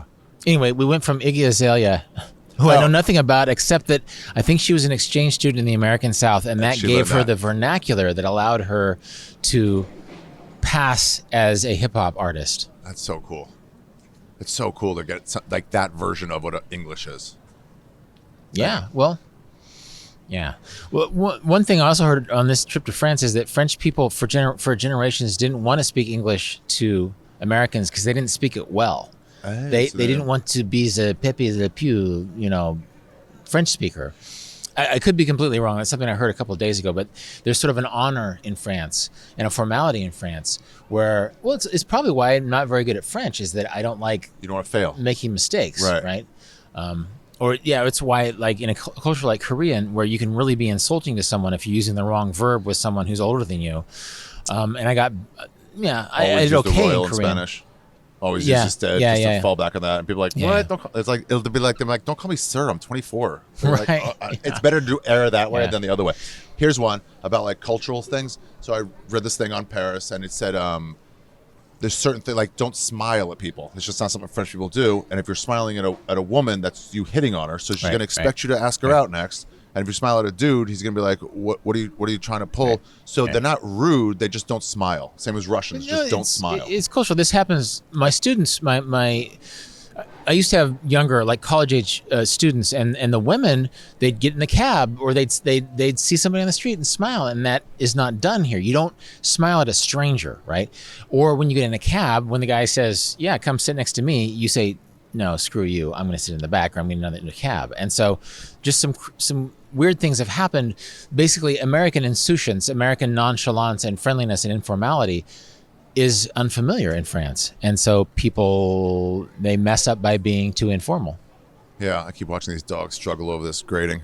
Every time a dog is over the grating. Oh yeah, we're actually sitting like Yeah. 20 feet above a really gross concrete. Yeah, it's pretty disgusting. It looks nice on camera. It's pretty disgusting. Yeah. The sitting in the back cars. I saw once in Cambodia, some woman accused the waiter of being racist because he wouldn't bring the check, just to a white lady. Mm-hmm. And that is here too. They won't get your check unless you say, "Why don't you sit here?" Oh, that's But you read it as rudeness, or like, "Why is he ignoring me?" When it's like, you pay for the table. Like, enjoy. that's It's just, a great lesson of travel. And Paris is a great city for that. I talk about this in the new book. great. Actually, They don't chase you out. They let you just sit there, roll cigarettes. well, we're an efficiency culture, and so it's just like, let's churn some people through. Whereas this is more of an aesthete culture. You're enjoying your meal. You're not going to rush through your meal. You're going to enjoy your meal, and you're going to enjoy the company that you're with. And so, for years, I have a chapter about this in the new book that basically, product placement. The Vagabond's Way. By Rolf Potts, available in bookstores now. In my new book, available in bookstores now, where people, like my students, will come to Paris, and it's like, I want to see Paris. I don't want to be stuck in this restaurant. The waiter won't bring them my check. And it's like, no, this is Paris. Like the slow meal, the waiter who will wait to bring you your check until you ask for it. Yeah. That's the experience of Paris. And it's actually the best part. Like you rushing off to see the Louvre is not as Parisian as you having a lunch that lasts 3 hours. It's almost like if you're bored, fill it in with a statue. / the Louvre / whatever. It's like, I don't know. It's like, then go back out. That is all I was trying to do here in Paris is sit at coffee shops, do some writing, some cafes, drink coffee, and just like chill. And it's been very nice. It's been exactly what I was hoping for. And get an outside table and just smoke. You don't want to skip the Eiffel Tower or the Louvre or whatever. I mean, it depends on how many times you've come here. But like yesterday, my wife and I, we walked across the river. We went all through the 5th arrondissement. We ate at Closerie de Lilas, which is where Hemingway ate. And it was a very, what are they doing? They're trying to hit pennies on top they're of that. putting pennies on top.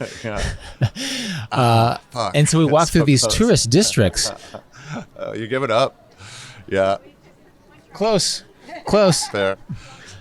There was a nice family trying to land euro pennies on this pillar, and because people have done it in the past, it's got to be a thing, right? Yeah, but there's got to be tons of pennies down there. Yeah, it's littered. Is it littered with small Coins. change? It looks pretty gross down there. I wouldn't want to be the guy who picks up the change from down there. Anyway, so this morning my wife and I went out just looking for cheese. And that was very pleasurable to go from fromagerie to fromagerie. We actually went to a patisserie. We went to there's all these businesses that we went to a place that sold fruit, and we just had the best cherries ever, the best peaches ever.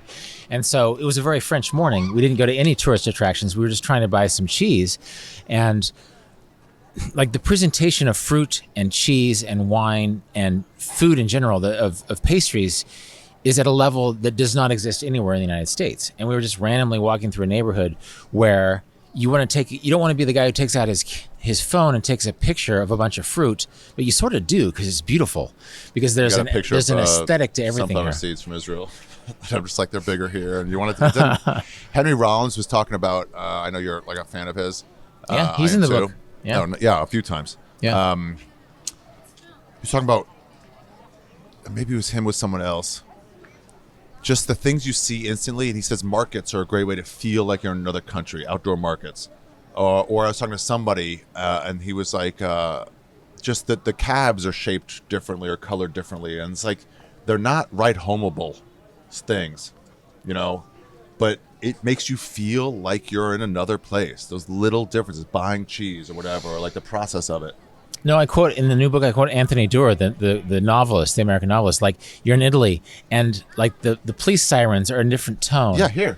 Yeah, and the sea is not cold; it's caldata or whatever. It's hot, and so these small. It's actually in the same chapter I talk about Pulp Fiction. Like Vince Vega is like. It's the small differences. You can order a beer in McDonald's in Paris. That part of being another place is not just the giant monuments, but it's those small differences that make everything different. And in France, beauty is a big part of this city and this culture. And so their fruit is going to be laid out in a way that is mind-blowingly beautiful compared to American fruit. Or fucking Chinatown, or like in China or a lot of Southeast Asian country where it's like the market's just like, it's just here. It's on the street. Right. Right. They're not really making this nice presentation and wiping stuff down. There are some pretty amazing pyramids. They're doing some acts of physics. In Asia. Yeah. I don't want to knock Asian markets, but there's something very delicate and beautiful about food presentation in this place. And I realize I sound like a weird American who's celebrating France in a very cliched way. But my wife and I this morning, literally, we had a very satisfying morning shopping for cheese. We ended up buying a bunch of fruit and a bunch of pastries and a bunch of pâté, right? Mm-hmm. And that was as French as any of the monuments you would have stood in line for. It's nice. I feel like that food here is one of the art forms. Oh, absolutely. It's just like they take a care in it. It's just... Here, even serving the food. Your waiter is going to serve food with a pride. They don't serve the appetizer and the main dish at once. Where you order a bunch of stuff in America, just like, here's everything. You're like, come on, man. Like, give me a second. Let me finish this. They really let you, I don't know, they space it out. Well, also the recommendations. If you ask the waiter for a recommendation, he's going to know if the fish is good or like where the food is. Like, you should listen to your recommendations. Actually, I made the mistake once of being in a restaurant in Montreal. Another Frenchy place, and like asking the waiter for his recommendation and then ordering something else. No, faux pas. If you're going to ask, you have to do what they say. Like, he was giving me good, and it's like, dude, I've been in the kitchen. I know what's good today. Then why even ask? Yeah. What you want is like someone just justify what you're already saying. You know, where you're like, is linguine or the ravioli better? And you want them to say ravioli, and they go, oh, linguine or this. And you go, I'm still gonna get the ravioli. You're like, well, then why? If you ask, you have to do what they say. Right. That's I don't know.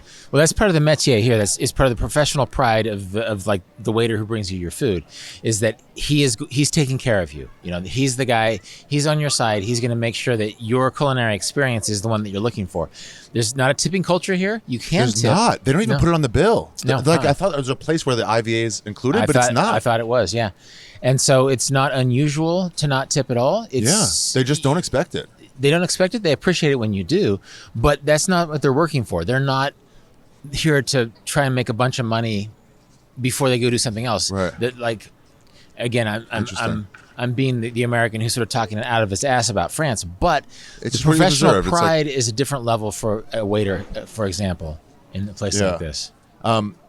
Here's something: taking parts of culture and bringing it back to your standard life. Okay. So like in Cambodia / Vietnam, they have these meals that last for like 2-3 hours. It's small little pieces that you'll put on a little grill on a bucket. You've seen those? Yeah, it's really common in Korea where you're cooking on your table. Yeah. Oh yeah, for sure. Or here, I started to, even when I ordered a croque monsieur or whatever, I was like, I'm wolfing it down. When I'm like, wait, I'm gonna be here for 2 hours. Like, why am I wolfing this like an American? I've been here for 4 days and I'm still trying to slow myself down. I'm still hurrying. I'm hurrying through walking. I'm hurrying through eating. I'm hurrying through drinking a cafe. You don't drink the cafe just to get the caffeine. Yeah. You drink it to watch the street scene outside you. Yeah, you want to it's a shot pretty much. You want to like get through it, but you're like, wait, this is just to keep me here. Yeah. It's the pretext to sit and enjoy this moment. Yeah. And again, I'm not introducing anything new. Generations of American travel writers have bloviated about how the refinement of French cuisine and cafe culture, but it's true that it's not just about the food. It's about time. It's about slowing your life down and savoring something, because we don't do that enough in America. We don't really savor things. We rush from one thing. We're trying to pack things in. In fact, I quote a Swiss-Korean philosopher in the book about there's two different kinds of time. There's the active time, and I think it's the via activa and via contemplate. My Latin is not very good, ladies and gentlemen.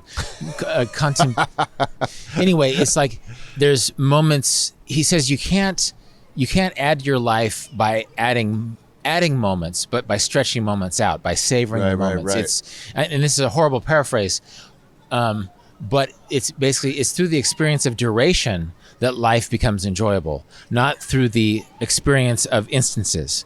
Like, so one beautiful experience that lasts 2 hours is better than a bunch of 10-minute experiences that cannot be savored because you haven't taken the time to savor them. And so I think that one thing that Parisians do better than Americans is savoring moments, is savoring a walk, savoring a coffee, savoring a dessert or a meal, or savoring a conversation, for example. Yeah. Maybe podcast culture is bringing that back to America, that we can just long form instead of 22 minutes out of 30. Well, that's it. I've felt self-conscious many times that I'm going down rabbit holes, but you don't edit your podcast, so we're just sort of enjoying a conversation. Yeah. You'll have gems. Right there. Well, and it's my job as one of the worst hosts in podcast history of keeping it on focus. Well, I'm trying to see what's going on in the background of us. Actually, I'm not used to doing these video podcasts. I think this might be the first time I've done a video podcast out and about in a city. Not self-conscious here. Nobody's bothering us. Nobody's bothering us, but as a travel writer, I feel like I should be offering something of value about Paris, and I'm just sort of bloviating. Well, we're going to talk about travel in general. Yeah, no. I'm more of a philosophy of travel than the specific travel guy. Like, I'm not going to recommend the best place to get a baguette in Paris, but I could tell you about how Parisians experience time in a way that's instructive. So when I gotta recommend something to somebody, I'll try not to say specific places. Maybe I showed you this quote by Olga Turchek, whatever. It's not ringing a bell. But it's about how travel writers have a responsibility to not ruin places. Oh, okay. By naming them. Oh, okay.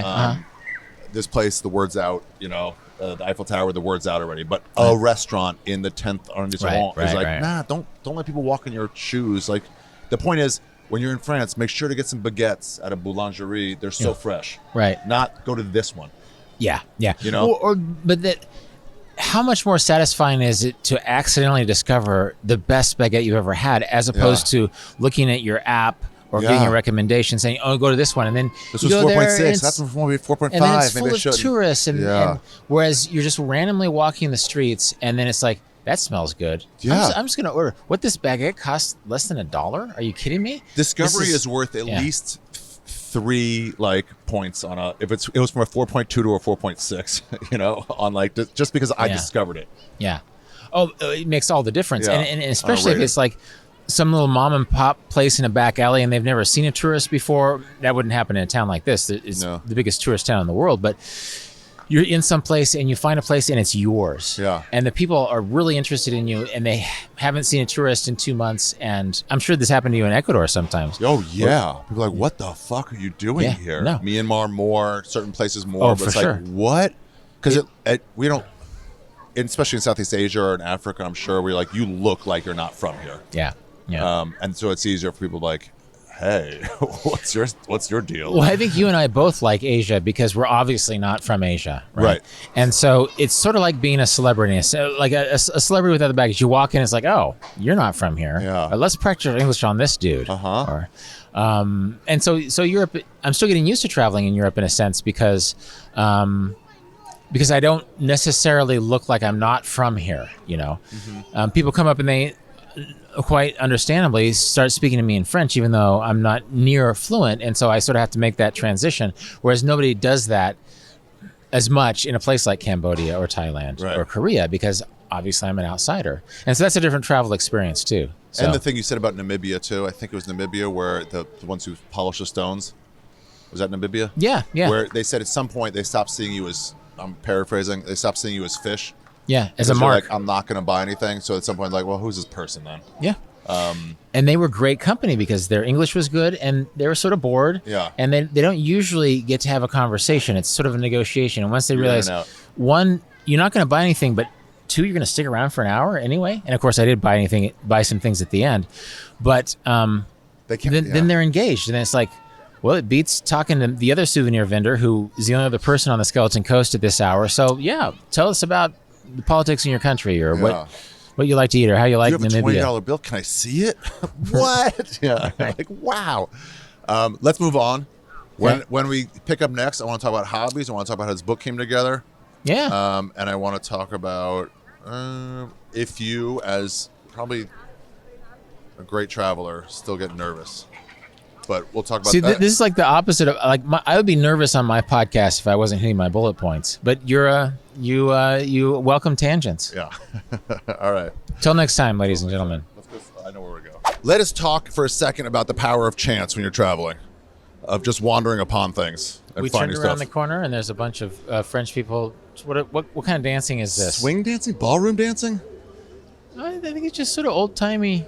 just old timey, just old timey shit. No, but I've seen this in other parts of Paris that there's just places where people. I think I dance saw it a in couple days public. ago. Yeah, was it by the river? Yes. Yeah. It was smaller. It was only a few people. But there's something that travel, getting lost, something that affords you, was just it'll just like give you stuff. And we turned around the corner, and this was here. Yeah. This is not where we're headed. This is not where we were headed. I have never seen this. I relate this sort of dancing to a very specific part of Paris on the river, where it happens every night. But how cool is this? That people are just enjoying dancing for free in the street. Yeah. On what is this, a Saturday? Yeah. Yeah. Have you ever come across something here or another place where it's just like, oh, what is this? Like suddenly there's a tomato festival or At its best, always. Yeah. At its best, that always happens. Yeah. yeah.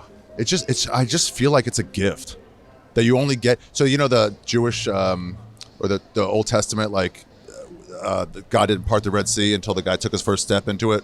Okay. You ever hear that? It sounds vaguely familiar. They were stopped. They were leaving. They got to the Red Sea and they're like, fuck, the Egyptians are coming. And like, we're trapped. And once he stepped, This one guy's like, well, we got to go somewhere. And he went, and then it's God saying, hey, you made an effort. I'll split it for you. I feel like in travel, there's that same thing where it's like, so you once got you out take there. the step, Yeah. right. Well, that's something we were just talking about. That if you're always going from point A to point B in order to get from point A to point B, you're not going to see everything that's in between, right? Yeah. And so this is literally, we're going to point B. We're in the Palais-Royal. We're going to the Louvre, which isn't far at all. We turned a corner and suddenly there's people. Probably some of them are tourists, but I would reckon most of these are French people. Although it's a Saturday in July, so a lot of people are off on vacation. But who would know how to dance like this? I don't know. It's I like so it. cool. I like it. Yeah. Have you ever had that where you just like come across it besides this, but like not even a dance party, but just like where At you're its like, best, oh, I've been in India. I turned the corner and there's a wedding, and then I'm watching the wedding, and it's like, hey, you want to come to the wedding? And it's like, sure, yeah. I think in countries that aren't as industrialized, it's recording. Yeah. that happens more often, right? That are not industrialized. So it's rarer. I think we live more compartmental lives in industrial cultures they're less open to strangers, right? And actually, we could dance here if we wanted to, but this is For sure. Anyway, this is you open invited to all us. comers. Yeah. I mean, it's in public. Yeah, I mean, you have examples, certainly. Yeah, or like in Hong Kong, I remember like you see like the Filipinos dancing, and and I talked to the Hong Kong people I knew, they were like, they get 1 day a week off and they party. So they're out by the ocean or the river or whatever, and they're just like, they're going for it. But like you have to just come across, that's not a tourist stop. So there's no one's like on the itinerary to go watch them party. Right. Yeah. No. There's no guidebook Yeah. that lists this. Or you'll come across a game, like a sports event, where you're like, what is this? You're like, oh, they all play volleyball here. Sports is a great example. And in fact, I think I've told you before, I got my ass handed to me in volleyball in Cambodia on a field where I was the tallest guy by a head. And that was kind of fun to get destroyed in volleyball. Also, when I was in Myanmar, I know you like Myanmar. It's a story I've told before, but one thing led to another, and this guy said, you want to come to a Pue? Well, it's this all-night festival. Like, basically, this is another story that's in the book, but I asked an old man for directions, or actually asked an old man what this noise was, because this really loud noise, singing coming from some temple. I asked him what it was. He wasn't sure he didn't speak English. He took me to his grandson's school. I spoke to the students. The students took me to the festival, and there's this crazy performances going on, including, I mean, there were marionettes, there were puppet shows, magic shows, comedians, believe it or Nice. not. And there was a drag cabaret. There's like a trans cabaret show that is not in the guidebook, I swear to you. Yeah. But it was just there. And this was like before trans anything was in public conversation in the United States, I turned to the kid beside me and it's like, is this what I think it is? And he's like, yeah, it's gay play. It's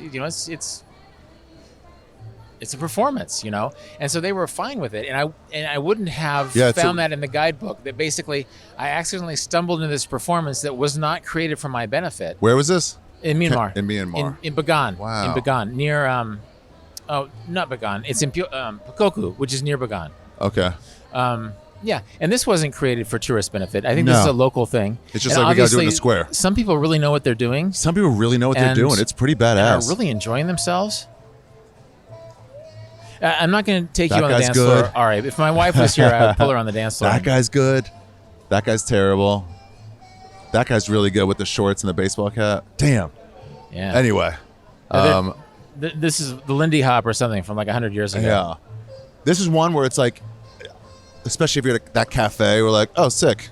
Like, just sit there and watch that. Yeah, no, this is, yeah. I've seen this. Lindy Hop. Yeah, it's something like that. Sometimes you get invited in, and it's open, and nobody's keeping score. Like it's not a dance studio. You can dance poorly. That's how Berghain was. I wasn't dancing at Berghain. I mean, these people are enjoying themselves. Oh yeah, for sure. The chick in the blue dress, her dress is made for spinning. Yeah. Oh, look at that. All right, let's go to the next spot. All right. Yeah. It's so cool. I wish I could dance like that. This is actually easier than Latin dancing in my experience. Really? Are we still rolling? Yeah. Latin dance, like, this is basically the 1-2, 1-2 beat we're used to, whereas like salsa is the 1-2 pause. It's like there's sort of a rest beat. And so you could learn this, Ari. You could learn this in a month. You could also in a month in Latin America, it's called the vueltas, the turns. Wow. See how they're spinning each other? Yeah. Those are actually pretty easy to learn. What? And since this is North American music, basically, this sort of jazz-derived music, you can keep the beat more easily because you grew up with this sort of beat. And I'm not a musicologist either, so I'm not sure what kind of beat it is. But this dude's sick. Yeah. What? Look at that. They know what they're doing. He knows what he's doing. How does I ever not get laid? He should never go a single day without getting laid in his life. Well, no, if you look at this, and it's even more obvious in the tango parts, where these craggy old men are dancing with these lithe, beautiful women because they're good dancers. Ferris talked about it to me when he took tango and whatever in Buenos Aires. Yeah, and he goes, it's the silver foxes. All the women were like, I want to dance with that guy because he knows what he's doing because he's been doing it for 40 years. Well, also Latin dance is very much led by the male. There is no egalitarian dancing that the woman follows what the man is doing. And so if you have a less experienced male dance partner, it's not as fun. Right. If he knows 2 moves and can barely keep the beat, then it's not as fun as having that old guy. And you'll see it when you go down the river and see the tango dancers, that basically these old men who are nothing to look at but are good tango dancers, they're who all the women want to dance with. Yeah. I'm not saying that they're having love affairs, but they're good. Let's go back in here. Yeah. I went to dude, I don't know if you have this problem where you remind me of stories. Yeah. Yeah. Oh, that's like talking about travel. Goes like, oh yeah, I had one time. Oh, that reminds me of this one time. No, that's the beauty of travel, is that everything connects. Because we saw this, I thought of something in India, you thought of something in Myanmar, I thought of something in Myanmar. Yeah, right. It's like one step. and so it's all like, well, and then my mind, I'm a little bit jet lagged, so I'm not as sharp. Like I can't think of like the 6 greatest times I've stumbled into a festival. Like I rolled into Cairo once while they were having, it was Ramadan, right? Oh. And so you walk down the street and they have I forget what it's called now, but it's the sundown dinner. It's the al-fitr or something, where you go and you dine together, because you're not allowed until the sun sets. You're not allowed to eat, but people are really hungry by the end of the day in Ramadan, and so it's pretty easy to get invited to these feasts, especially if you're not being a dick about it. You're not swilling your water when other people can't. But no, it's these moments, and weirdly enough, often they are religious. These occasions wherein somebody is celebrating a Hindu holiday or a Muslim holiday, and suddenly you're invited to be a part of it. Yeah. All right. No, stay. Keep talking. Okay. Yeah. Yeah. But actually, this happened to me when I was in Jerusalem. It was, what's the day when everybody drapes themselves in flags and they walk around with the Star of David and the flags? Yom HaAtzmaut or not Yom HaShoah, Yom HaAtzmaut, the Independence Day. Yeah, okay, yeah, it was Independence Day.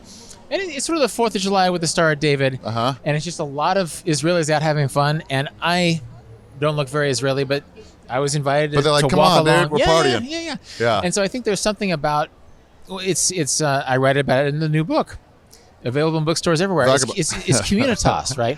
The Vagabond's way. It's communitas, the idea that you might not speak the same language as this person. Usually it's felt among other travelers, is that you're sharing the same experience. You're not, even if you don't speak the same language, you're doing the same thing together. Like when I was in Sri Lanka, I did the hike up Adam's Peak. Have you been to Sri Lanka? No, and looked at Sirigaya? Or is that a different one? Sigiriya? Sigiriya is great, but this is different. Oh, okay. Adam's Peak is the second tallest mountain in Sri Lanka, but it's holy. And the Hindus think that it's Shiva's footprint. The Buddhists think it's the Buddhist footprint. The Muslims and the Christians think it's Adam's footprint. But just some dude named Bill. What is interesting is that everybody's making the same hike. It doesn't matter what you believe in, that you're all walking up the mountain in the middle of the night, sweating, breathing hard, and that creates communitas. It creates the idea that regardless of what language you speak or your approach to this place is that you're sharing the communitas of that experience. And so I would imagine if you were an attractive woman, you could go up to a Silver Fox tango dancer or dancer here, and even without language, you are part of the communitas of what this is. Yeah, you got to be part of it. It's like, you ever hear of Sleep No More? Yes. Yeah. So if you're lucky, while you're in Sleep No More, if you're dressed up, they will one of the actors will take you into another room and you get to have this special scene. Right, yeah. And a silver fox going up to a woman going, come in, that's like that moment where like you're part of the culture. That's almost like an institutionalization of what can happen in this situation where you're invited to the wedding or you're invited to dance by this craggy old guy who's actually really good at tango. And that creates this community. It's not cerebral. It's not about you sharing ideas or a language. It's about you sharing an experience, and that makes it different. Dance is a great example of this, but also like religious festivals or other things. Like I'm thinking of a thousand things at once, but actually the physical act of something. It's like a hike or a pilgrimage. Part of the pilgrimage is spiritual, but part of it's like me walking across Israel. Part of it is just the physical act of doing it. And if there are other people doing it as well, you share that with them, even if you don't share other things with them. That's something you wrote about in the new book too, Vagabond's Way, available now. Guys, just buy it. Just click on the bottom link and buy it. But like, it's great. It's easy fucking reading. 1 page per day. You can stop at any moment. It's for people with short attention spans. Yeah, I told you, for a pothead that's been addled with fucking loss of brain cells, it's great. Read a page a day and think about it. Yeah. But that gift. That pilgrim who went from Ulm, I just read that one, to Jerusalem, and as soon as he started going, he's like, fuck. He didn't say that, but he's like, what am I doing? But it's that sense of travel. It's like, forget the reason you're doing it. He's doing it for religious reasons, but it still was like that same like, ooh, the unknown. Yeah, that was still present. He was barely outside the gates of his hometown. It's like, what am I doing? This is the dumbest thing. If I didn't look like an idiot, I would go back right now. Well, he ended up walking to Venice. He took a boat to Jerusalem. Oh, that resonated with me. Yeah, because my first day in Myanmar, I was like, I made a mistake. I have to come back. Yeah. And the same thing where he goes, if not for the shame I would feel, because I told people I'll be gone for a while, I would have just gone back. Yeah. And that's the thing. And I think it's good to give yourself permission to feel that. Yeah. I think nobody's the perfect traveler. Nobody always knows the perfect place to go. That unless you feel that shame. We would never have seen this. There's no way you could stumble upon this if not by chance. You would have to research dance. Maybe there's a Paris app that shows you where the public dances are going. Whenever they have these in New York, I'm like, how do they know about this? They have these in Washington Square Park. I'm like, who tells people about this? Well, I think if you're in the dance club, of course you know about it. Yeah, right. If you're in the club. Yeah. So I was in Medellin, and we went to a nightclub, a Cuban dance nightclub. It's a very modern city, I found. Oh, yeah. It's great. And me and Colombia. This girl in my class and her boyfriend, we all went. And it was like this one dude was so good at dancing. And we were like, I'm like, get him to ask you to dance. She goes, I'll try. I don't know how to do it. And he would just go up to women, and he would just like stand over them. And he knows he's the best dancer, and he'd like walk around, and then he would stand up next to him and just go like that, and like, all right, and they would just go. They were waiting for him to ask. She went back. I left. She stayed like a month. She goes, I went back. She goes, that guy asked me. And she goes, he's just throwing me around. Well, that's so much pleasure for that guy. You Yeah. know, that's what he's good at. Yeah. It's like the guy who can fix your garage door is going to offer to fix your garage door. The guy who's good at dancing, he has so much pride in that. Yeah, And he's like, I'm going to show you how to do this. And you're like, yes. And look at all the pride that's behind us, you know. Yeah. That it's basically you've learned a skill, you've learned a craft, you learned an art, and it brings you pleasure. This is another Parisian thing. That it's one thing to watch your screen and get pleasure from Ari's comedy special, but it's another thing to physically come and dance And do it. Yeah, and dance well. Yeah. And so that's the fun thing that we discovered by accident here. The best rendition of a story I ever told was I was in Outside Lands in San Francisco Music Festival, and I was on a shuttle back to, I was a talent, quote unquote, and so we're on a shuttle back into town. It's from Golden Gate Park. And so it's some agents and some like maybe a band or two, you know, but nobody big. But we're in the shuttle with me and my comedian friend and like 8 other people we don't know from different walks. Somebody goes, does anybody know any stories? And I go, oh, I'm uniquely enabled in this situation. And I was just told a crushing story about shitting myself in Australia. You were the best dancer in that van. Yeah. It was like, it'll never be this good again. Yeah. Let's move on. All right. Man, that's crazy. Can you believe Rolf Potts and I were just talking in that place in Paris, France? That's nuts. I go all over. And also, I go all over on the road to do stand-up comedy. I'm going to be in Philadelphia, October 20th through the 22nd at Helium Comedy Club. Portland, also at Helium Comedy Club, November 3rd through the 5th. Dallas, December 1st through the 3rd at Hyenas. Salt Lake City at Wise Guys, January 20th and 21st. And Tampa, Florida, February 2nd through the 4th, thereabouts. All tickets are available at arishafir.com. I got a great new hour, and you guys are going to love it. Now, get tickets now. Let's get back to the episode. Hobbies when you're traveling. Yes. So one thing Henry Rollins does, I've talked to you about what I do is try to find some dumb fridge magnet, you know. Right. But Henry Rollins just likes going to record stores. He's super Okay, into that record makes stores. sense. Yeah. And some people like going to art in a place, museums. We are now at the Louvre, maybe the most famous museum in the world, possibly. I would say so. Yeah. And the most famous single piece of art, they say that 80% of the people who go into the Louvre every year, and this is millions of people, go to the Mona Lisa. Yeah. That's all I would do. I would just go in there, and then somebody told me, like, the Venus de Milo is there too. I'm like, heard of that one. I heard of that. That's the one without the arms, right? Yeah. No. That guy with the dick. No, but I mean that's the whole thing.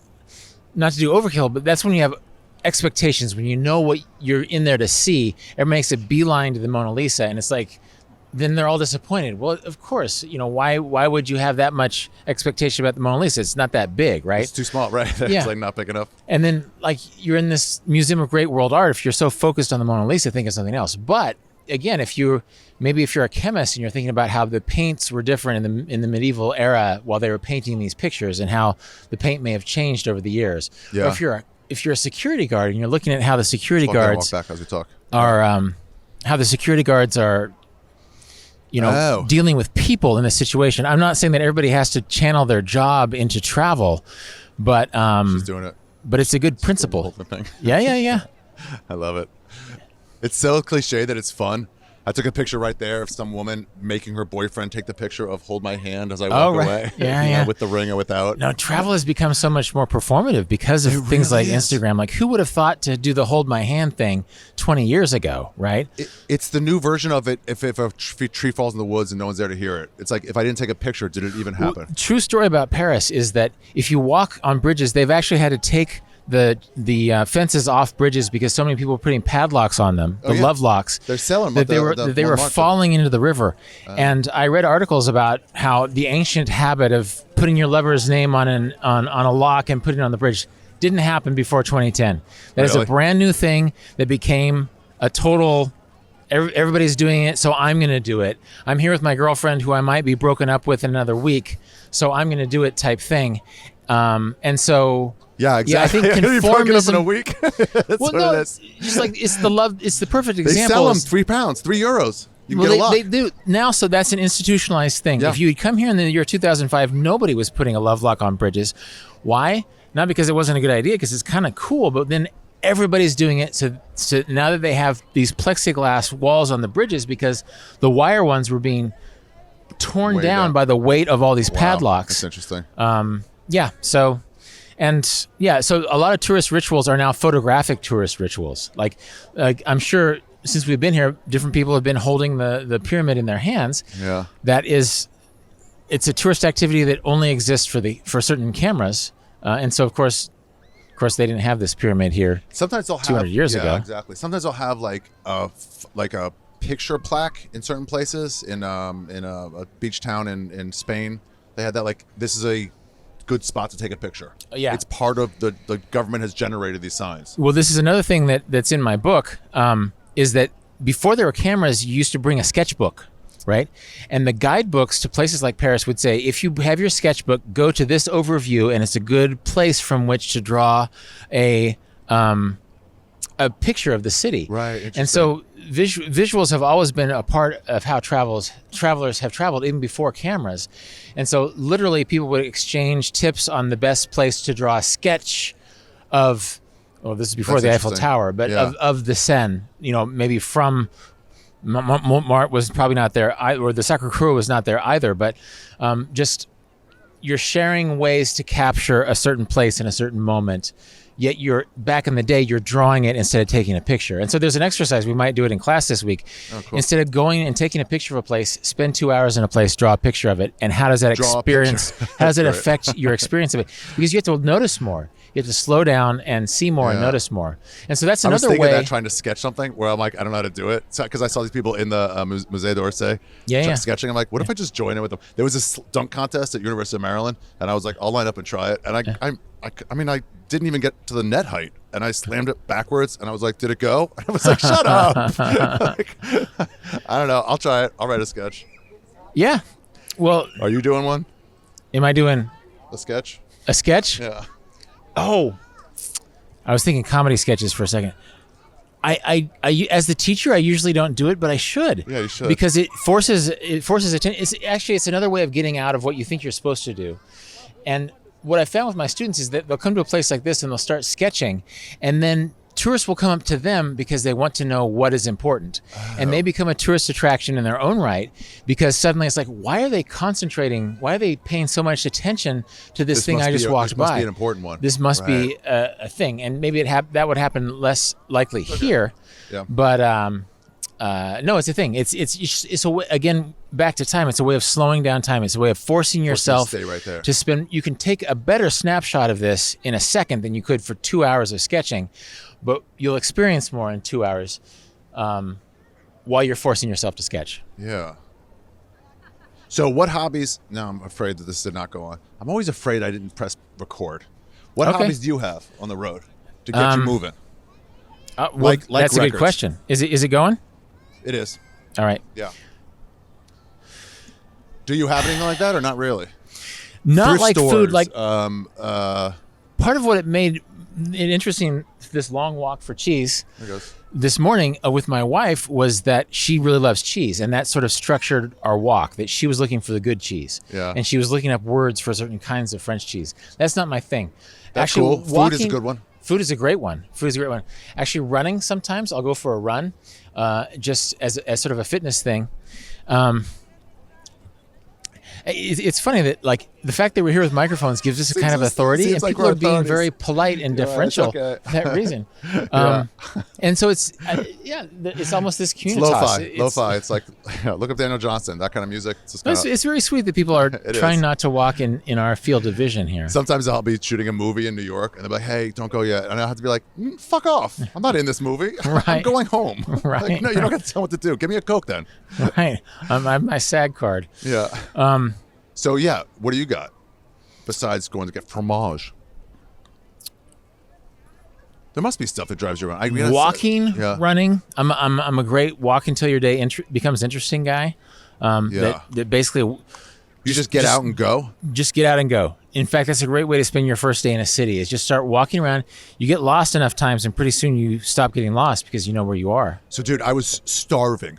I landed. I went back to my place. Here in Paris? I'm Paris, yeah. Took a nap. It was an overnight flight. Took a nap till about 4:35. So I'm like, I woke up and I'm like, what day's almost over? I was like, it's not almost over. Sunset's 9:45 or something like that. So I'm like, oh, get out there. And I'm fearful of opening my mouth and seeming like a foreigner. Yeah. And so I'm just walking and walking, and then eventually my stomach gets the better of me. I'm like, I have to do this or I'm going to just be hungry. And then eventually you're like, go through it. You just deal with it. So But being out, walking is like, I have no options here. Right. I'm saying walking is a good one. No, walking is always good. In a way, that's a cheat answer, because walking, whatever your hobby or obsession is, walking is always. Sorry, I was talking with my microphone down here. No. Walking is always a good option because it just takes you into places you hadn't expected to be. Do you have a hobby? Do you have an operating principle? Do you seek out comedy stuff, or do you? Yeah, sometimes I'll go see a comedy show. Okay. I found one in my neighborhood here. Okay. I took a picture. It's on there, but I got to check it out. A foreign comedy is fun. Mm-hmm. It doesn't happen in a lot of places, so there's no sense of looking for it. Mm-hmm. But there was one in Ecuador, for sure. But it was all like one-man show stuff. There's some in Norway. I don't know. But thrift stores? No, maybe I don't have one that it's like a go-to one, like record shops, like with Rollins. It occurs to me that I feel bad that I don't have a quick answer for you, but I think as a travel writer, I'm always looking for different frameworks from which to experience a place. Yeah. So as a travel writer, like when I was writing my souvenir book, that was my thing, souvenirs. Right. I wasn't typically a souvenir guy, but suddenly I was having these really interesting experiences with souvenir vendors who weren't used to people being curious about them, right? Right.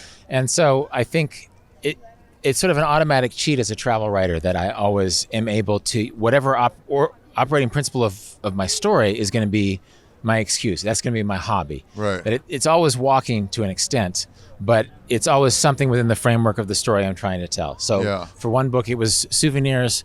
There's different frameworks. Like once I just wanted to walk into the desert. In fact, that cover of Vagabonding is from that day that I just walked in the desert. I just wanted to feel what it was like to be in a sea of dunes. And that was my operating principle.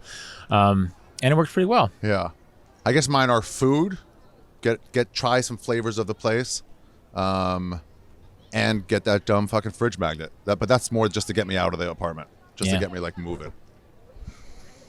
No, I mean, that's why this week we'll talk about psychogeography, that just the idea that you're going to follow a color or you're going to follow a smell or you're going to find ways to play games with the city, because that will reveal things. Like we accidentally stumbled into people dancing, which was awesome. We didn't even need a psychogeographical principle. We were literally trying to come here.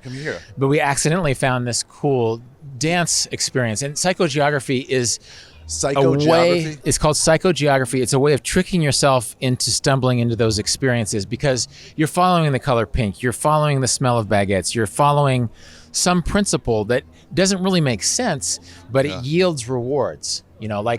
Like my wife and I were looking through this Chat Noir, this old magnet that's in all the souvenir shops. So suddenly we're looking for black cats, and that's our operating principle. That we're looking for black cats, but suddenly we're seeing aspects of Paris. Let's go find one of these. And fill in whatever these is. That's the X. Exactly.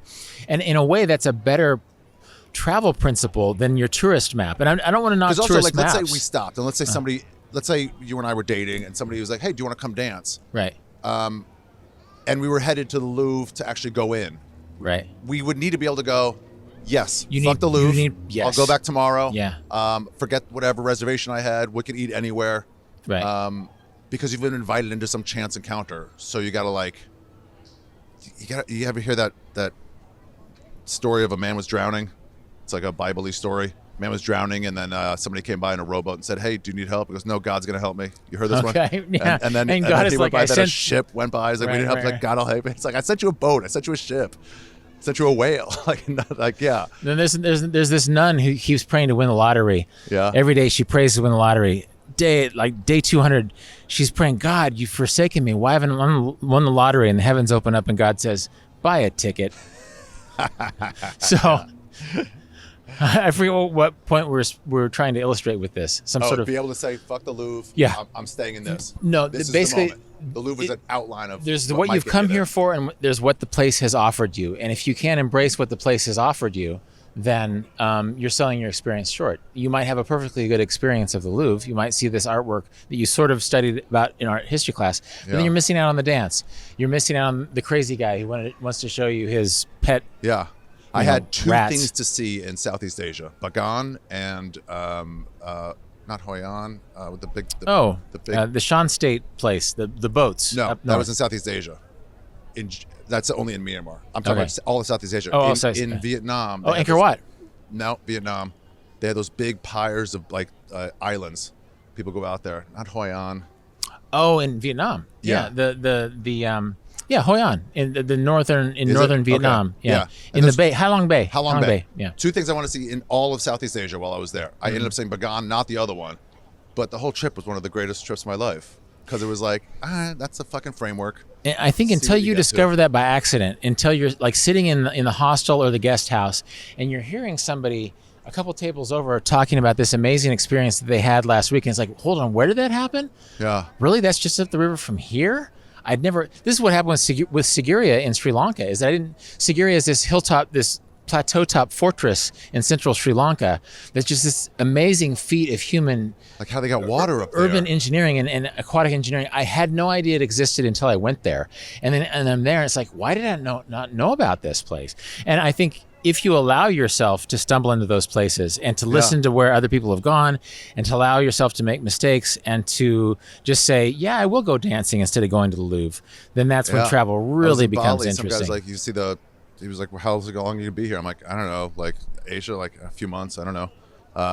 You go see the Komodo dragons. I'm like, I've always been into those. Where are those? It's like 2 islands over. The island of Komodo, right? What? Yeah, and I'm like, okay, new fucking plan. Yeah. Yeah, it's nice when it fucking rewards you like that. Yeah. Let's one more thing and then we'll move on. How does this book come together? Well, it came out of the pandemic. Okay, like a lot of great art will. This is the thing. It's actually a long answer. Should we do the whole answer here? Let's save it for somewhere else. I'll definitely gonna come back to because it's tied into my entire life, as you might have gathered from the entries in the book. Yeah. I mean, there's some of you in there for sure. Yeah. But it's not completely you. It's also like what you learned. But I've also been keeping notes on everything I've read as a traveler for 25 years. And I've been keeping really nerdy, obsessive notes. And so it shows up in the book. But what interests me of travel is just that the human texture of travel, of how it changes people's lives and forces them into situations they wouldn't have considered before. And people who traveled in Japan 800 years ago or Egypt 3,000 years ago have had the similar human experience that we have. Similar human experience. Yeah, exactly right. It's not the same thing, but it's a similar human experience. But it's similar. Being in the unknown.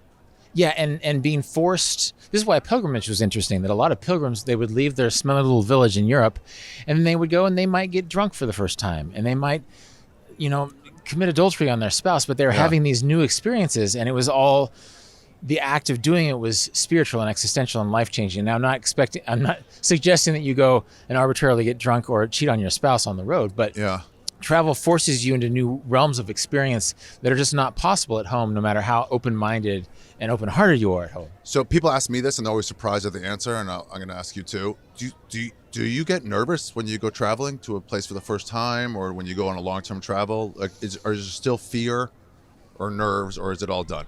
I would say it's all done for me. Wow. And it's interesting because I'm traveling with my wife internationally for the first time, and she's really good at languages. I've accepted that I'm bad.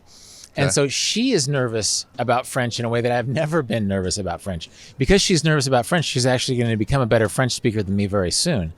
But I think the nerves are a good thing. It's almost like performance. Sometimes it's good to be a little bit nervous before a performance. It's okay to be nervous as a traveler as long as it doesn't preclude you from doing something interesting and daring and vulnerable. Right. But like I always tell them, like, you should feel nervous. It's completely the unknown. I do it every time. Same thing with psychedelics. We're like, you're fine with mushrooms. Like, no, I get scared every time I have a thing of mushrooms in my hand. I'm frightened. That's interesting to hear. But like, I've done it a bunch. I know how it's going to go, but like, I got to reassure myself. Same with travel. It's like, I will find this thing to do. I think that's good for the discipline of doing it. Yeah. I think nerves are a good thing. That it can't hurt to be nervous as long as the nerves don't preclude you from doing it. Right. It's good to be nervous. As long as it's not so nerve-wracking that you're like, no way, no fucking way. Yeah. We sat there in Ecuador. They had one of these, like, not bungee things, but a zip line across this canyon. Yeah. Where was this? Ecuador, near Baños. Okay. It's a Ruta de Waterfalls. Ruta de, I forget. I don't know, the waterfalls. Route of the waterfalls. And you can take a bike. It's just downhill the whole way. And then take a cab back up. And anyway, we saw this thing. We stopped. We were like pondering it for like 45 minutes. Like, I don't know. Is this even safe? It's $10. That's not enough to be safe. Right. And then you're like, fuck. But that's like, we're going to regret not doing it. But still, I don't want to do it. And then eventually it was like, one of us like, so let's just do it if we're going to be doing it. And I'm like, fuck. And just talking yourself into it. Mm-hmm. It's fun as shit. Yeah. But we could have easily been like, nah. And usually that's the case. Usually what? You go nah? Or usually? No, usually it's totally worth it. You know, that the anxiety is part of the process, but having done it is so much, it's so, I mean. Plus the negative of not having not done it. Kick yourself. The first time I did Vagabond, I was 23 years old. I lived in a van. It was safer, cheaper, and easier than any of my fears would have imagined. Yeah. And now everybody does the van life thing, but that basically, it's so actually it makes it more rewarding when you are anxious. The beautiful moments are more beautiful just because you didn't go into them with confidence and the privilege of thinking that you deserved this. That you allowed yourself to have. There's a lot of gratitude among travelers. You're on the other side of the world, and maybe this happens a lot early in your travels, and you're just so thankful that you're here. You're smelling new smells. You're eating new food. It's cheaper. It's more beautiful than you thought it would be, and you're just grateful. And it's good to exercise your gratitude muscle, I think. There is something like that. You're right. To stop and be like, oh, cool. I'm at this spot. I've seen this in books. But now I smell it. Right. Now I smell right. And it's like, this is cool. You can stop. Right. It's fun to be like, this is cool. Or sometimes it's like, I never saw this in a book, but it's sort of cooler than I imagined anything in a book would be. You know? Yeah. Oh, interesting. All right, let's go somewhere else. Then we'll talk about how you got into this book. All right. Yeah, no, I can give you the whole story. Okay, cool. All right, we're back. I do love that people are like, I'm messing up your thing. I'm like, this is not on TV. Right. It does not matter. Well, I was just thinking that the video aspect of this lends a weird officialness to this. It's like, I almost feel like I should look into the camera like I'm presenting a documentary or something. Yeah. So I always resisted this because I felt like it would make people feel like they're performing instead of like being natural. And it's something I do when I was just doing audio too, is I'll just talk to them for like 25 minutes about nothing. And then I'll get into like how to just survive Tower 2 or like, or like I say, like your rape when you were a kid or like, whatever. But like, I try to get them to like forget that they're holding a microphone. Right. And this makes it harder. Right. When I'm more comedians are used to it now, so that's easier. But when you're in a studio, I'll like set them up and then press record before people even get there. Okay. And then I'm like, hey, sit down. You want some coffee or something like that? And then it's like, no, we're on. No, I'm tempted to talk to camera sometimes. Nah. They just. No, I know the feeling though. So it's like natural to sit and talk to each other like this, like you're in a car. Yeah. Done them in cars too. That's a good one. Well, we've done two together in cars. We drove around Los Angeles twice. One of which involved a mushroom deal. Right. One of which involved a mushroom deal. That's right. We talked about it already. How are we looking? We're good. I shouldn't tilt this, but how's the background? Does everybody know where we're at? Luxembourg Gardens. Oh yeah. In the 6th arrondissement. The classic. We're on the left bank of the Seine this time. Yeah. These, I believe, were originally built as royal gardens. Again, I'm not Rick Steves. I'm not going to give you facts. I'm just going to sort of smart riff randomly. Steves? You don't know Rick Steves? He's like the PBS travel guy. He's a nice guy. I've met him, but he is very much sort of, here's going to be an hour about a place and you're going to come home with specific ideas for how to travel to this place. Whereas I'm much more of a big concept travel guy, like a life philosophy travel guy. And it occurs to me, this is the first time I've talked with anyone like officially for a podcast about my new book, available in bookstores everywhere. The Vagabond's Way. The Vagabond's Way. Like, I don't have my shtick down yet. Like when you interviewed me about vagabonding had been out for 15 years. Yeah. And so I sort of knew my talking points. Oh, tell them what happened after we did the podcast. I sold a lot of books. That's right. Skeptic Tank Bump. I've told you guys in the past, that's what happens. Skeptic Tank Bump.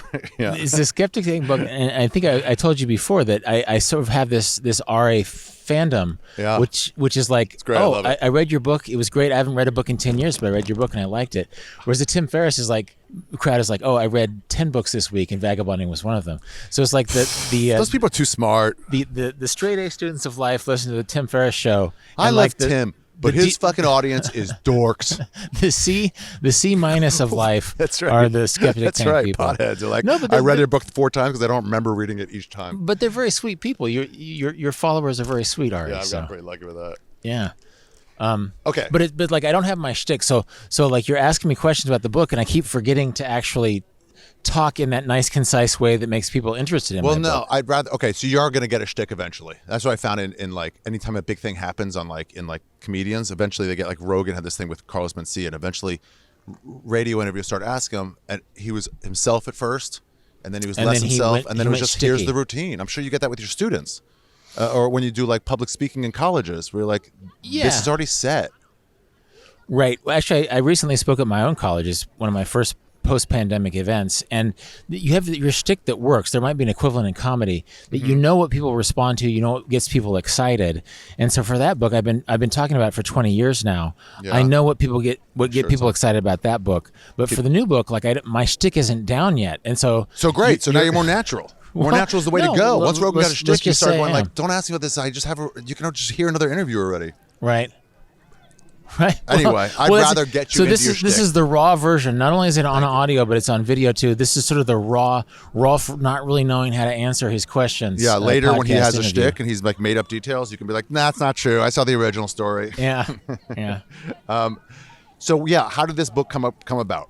Because you have this long history with vagabonding. Yeah. Not the verb, but the book. Yeah. Where it is my friend says it like on your tombstone.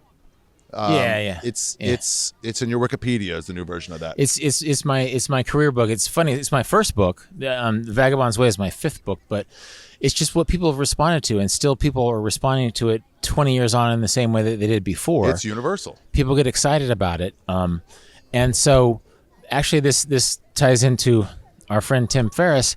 That I asked him like, I'm thinking about writing Vagabond. Cooler guy than I thought. Right. No, good guy. But I said, like, I'm thinking about doing Vagabonding 2. What do you think? Because at the time, I was thinking, well, maybe Tim could just publish it. We could be an audio book that Tim That's has. That's what he told me to do. Proprietary. What's that? That's what he told me to do. To publish. Self-publish. To self-publish. Yeah. Did I tell you that? Yeah. Okay. You're like, what are they going to offer you? You have your own fan base. Well, that's true. That you could self-publish in a way that's going to be way more remunerative. You might not get your Times review, but you're automatically going to sell the books to the people who are Skeptic Tank fans, for example. Yeah. And Tim said, don't water it down. Don't write Vagabonding 2 in a way that waters down your message. You've already written a book. What does that mean, water it down? Well, it's not like, right, sort of say the same thing in a slightly different way, in such a way that people will buy the book and it's like, I kind of like the first book better. Right.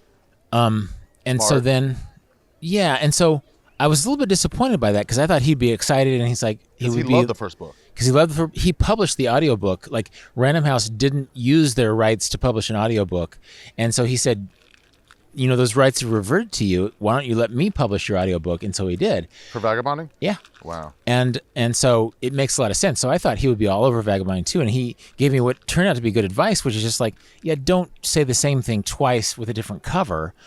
Think about this. Too many people do that, where they're just like, let me rehash this thing, like great thing I did. Well, like almost every movie franchise has diminishing returns every time they make a sequel, right? Dinosaur movie, whatever the fuck it is. Yeah. It's like, all right, whoa, that got loose again. And there's books. I'm sure that there's comedy routines that are sort of guys are talking about the same thing that they were talking about 10 years ago, and it's not as funny, but it's safe, right? It worked, so they keep it going. And so I wasn't sure what to do for a while, and then I started reading the Daily Stoic. Ryan Holiday? He was just on Rogan. Oh, really? Maybe 2 months ago. He's a young guy. He's barely into his 30s, but his thing is Stoicism. What's his jam? Okay. The philosophy of Stoicism. He wrote "The Obstacle is the Way," "Stillness is the Key." He's been on my podcast, and there's just was he quoted in Vagabonding? No.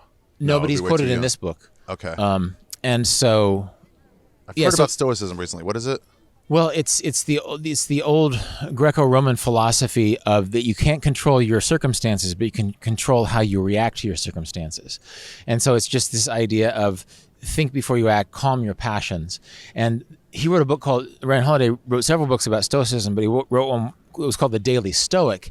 It became a bestseller because it came out the year Donald Trump was elected. People were really nervous about Trump. Stoicism says you can't control your circumstances. You can control how you react to them. That's kind of Buddhist too, right? It's has a lot of overlap with Buddhism. It became popular with professional athletes, like Aaron Rodgers of the Packers has been on Instagram showing his copy of the Daily Stoic, right? Oh, interesting. And so basically, it's every day of the year. For a leap year, 366 chapters, Ryan had a quote from a Stoic philosopher and then a meditation on the quote that sort of maybe brought in an example from sports or from Teddy Roosevelt or the Bible or something. So basically, each day of the year, you have a meditation on Stoic philosophy that's sort of meant for self-help and to sort of make your life calmer and more focused. And so I ended up basically, long story short, pitching a travel version of the Daily Stoic, where every day of the year I have a quote by a philosopher, a travel writer, a poet. At one point I quote you, Ari. I gotta find it. Not in the epigraph. Don't tell you. But and then I have a meditation on that quote. So Yeah, they go. It's kind of like early Seinfeld when he would do a bit, and then the whole episode was something to do with that theme of that bit. yeah. And then they stopped that after a couple years. But like, it is exactly that. Right. And so it's not vagabonding too, but it's very much of the ethos of vagabonding. But basically each day so basically January is about inspiration for travel. February is about planning for travel. March is about getting started in travel. And so basically the year cycles through the phases This of a overlaps journey. vagabonding a lot because, sorry It to does. interrupt you, because Yeah. like vagabonding is split into 3 groups: getting ready, small chapter; traveling, Mm-hmm. the 80% of it; coming home, another small chapter. Yeah. Yeah, Vagabonding is 11 chapters, sort of bookended by leaving and coming home. This is similar. So December is mostly about keeping the journey going once you're home. Yeah, how do you keep the vibe? Yeah. That's something I'm trying to do. When I got back from Ecuador, I was like, how do I keep that Ecuador vibe, that Yeah. freedom? Yeah. That I like. How do you keep it? Introduce yourself to your neighbors, or like, you got to almost be mindful about it. Yeah. But then it's the Ecuador vibe, but it's not specific to Ecuador, because if you wanted that vibe, you would stay in Ecuador. But like the idea that waking up and not knowing what's going to happen, but being excited about it, and walking across town and saying, that's wedding music. I'm going to stop at this wedding and watch. And if somebody invites me to join, then I'm going to join this wedding. Right. It's giving yourself permission to do whatever, to again, walk until your day becomes interesting, letting yourself not be bound by your plans, but by whatever is exciting in your life, right? Yeah. And so that's December in this book. Like November is about sort of the long haul and the decision to come home. The middle chapters are about the meat of the journey. Like early in the journey, your vibe is going to be a little bit different than when you've been traveling for a long time. Yeah. And so March is getting started. It's those first impressions. It's being excited about everything. But by the time in the Vagabond's Way, by the time you're in June, July, August, you're in your more seasoned part of travel, and it's like, well, how can I experience something in a different way? So there's something you wrote in here that I've gotten to already. I've done as of now, I've read the first, whatever. I'm First like 3 2 days months. into March. You're into March. Yeah. So you read the first, basically the pre-travel stuff you've done. Yeah. But something in there was the more you're traveling, the better you're going to get at it. Yeah. Yeah. My bus left an hour early, or my bus leaves 4 hours late. That's me saying it. It's like shit. Like, I've dealt with this. Yeah. Not a big deal. Yeah. Well, there's also is it the mediocre now brain chapter? Maybe The idea that you can plan your travels, but now is your mediocre now brain. now. It's Yeah. Who not is going to that? be as experience. It was his name. I think her name was Julie Roxanne Krivorican. I was on her podcast, her and her husband's podcast. Yeah. And I was talking about this, about how you're smarter once you leave. Like your first week of travel, you're going to be smarter. You could read an encyclopedia about France. Once you've been in Paris for a week, you're going to be like, so much here's smarter. how it works. Right. Yeah. And so she said, well, it's your mediocre now brain. That why should I plan my trip around my mediocre now brain as it understands France or Cambodia or Australia, when I'll be so much smarter after 1 week in that country. The comedy version of that is people make these catchphrases when they're 3 months into comedy, and then they're 10 years in, end season now, and then it's like, why are you still honoring this fucking dork open micer Yeah.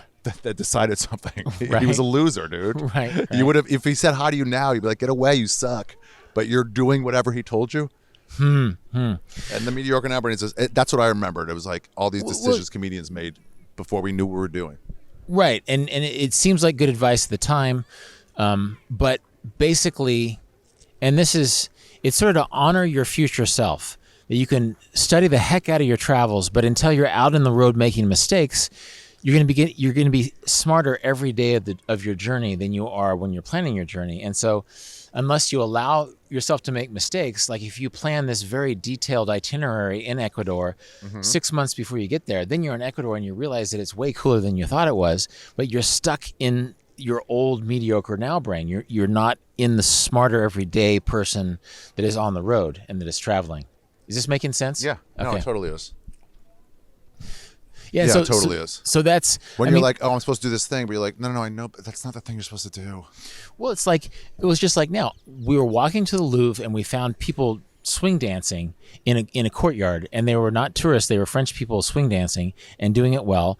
And we stopped and watched it because, your mediocre now brain is looking for the Mona Lisa when travel has gifted you with the dancing in the courtyard near the Louvre. There's some guy I can never stop thinking about is we're going up to where I found the fool guy. We're getting on a bus. There was another bus that left, I guess, before the advertised time.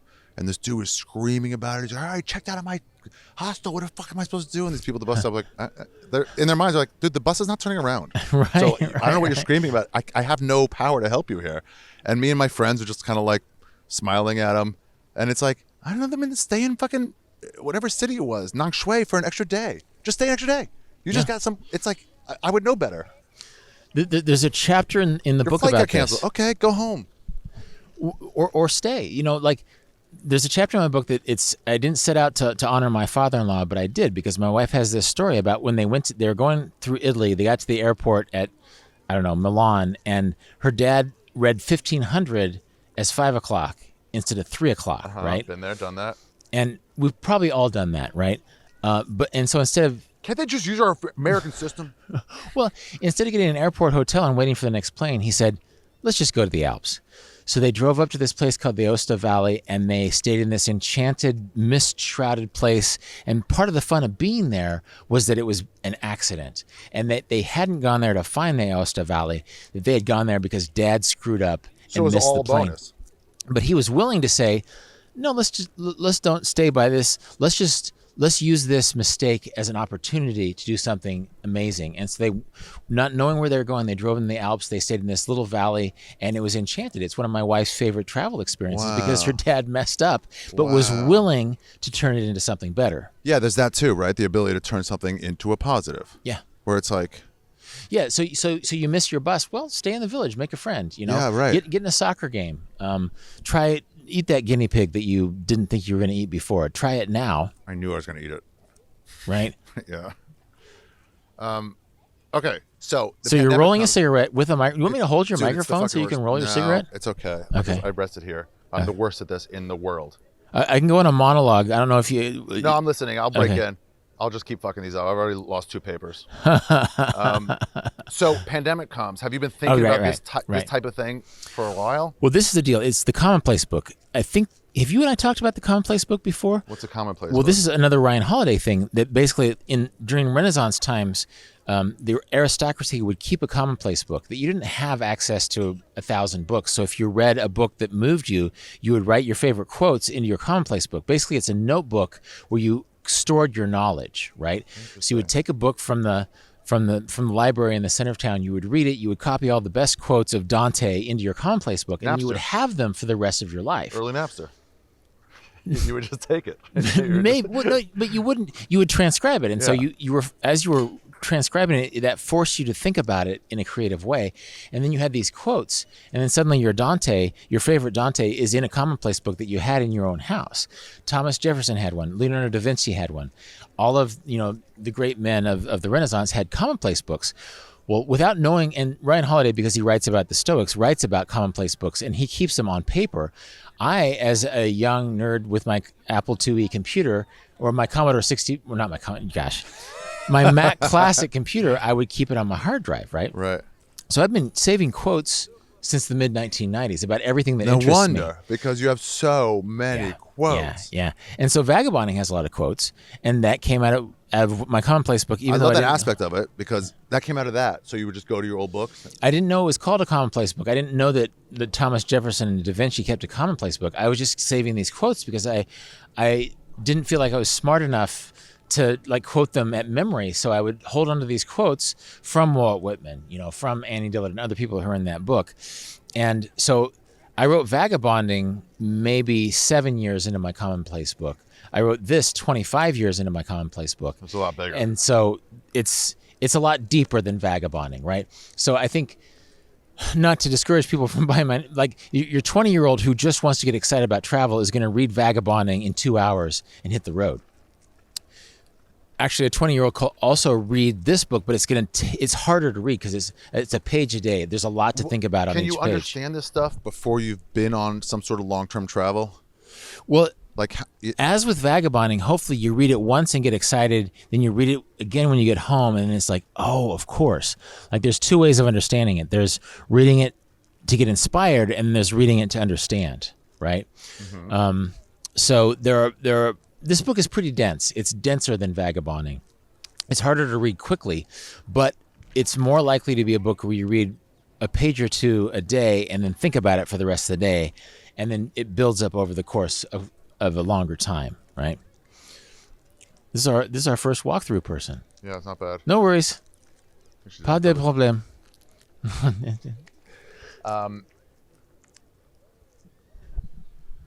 What would you tell yourself at 26 that you can tell yourself now? Like if you went back in time.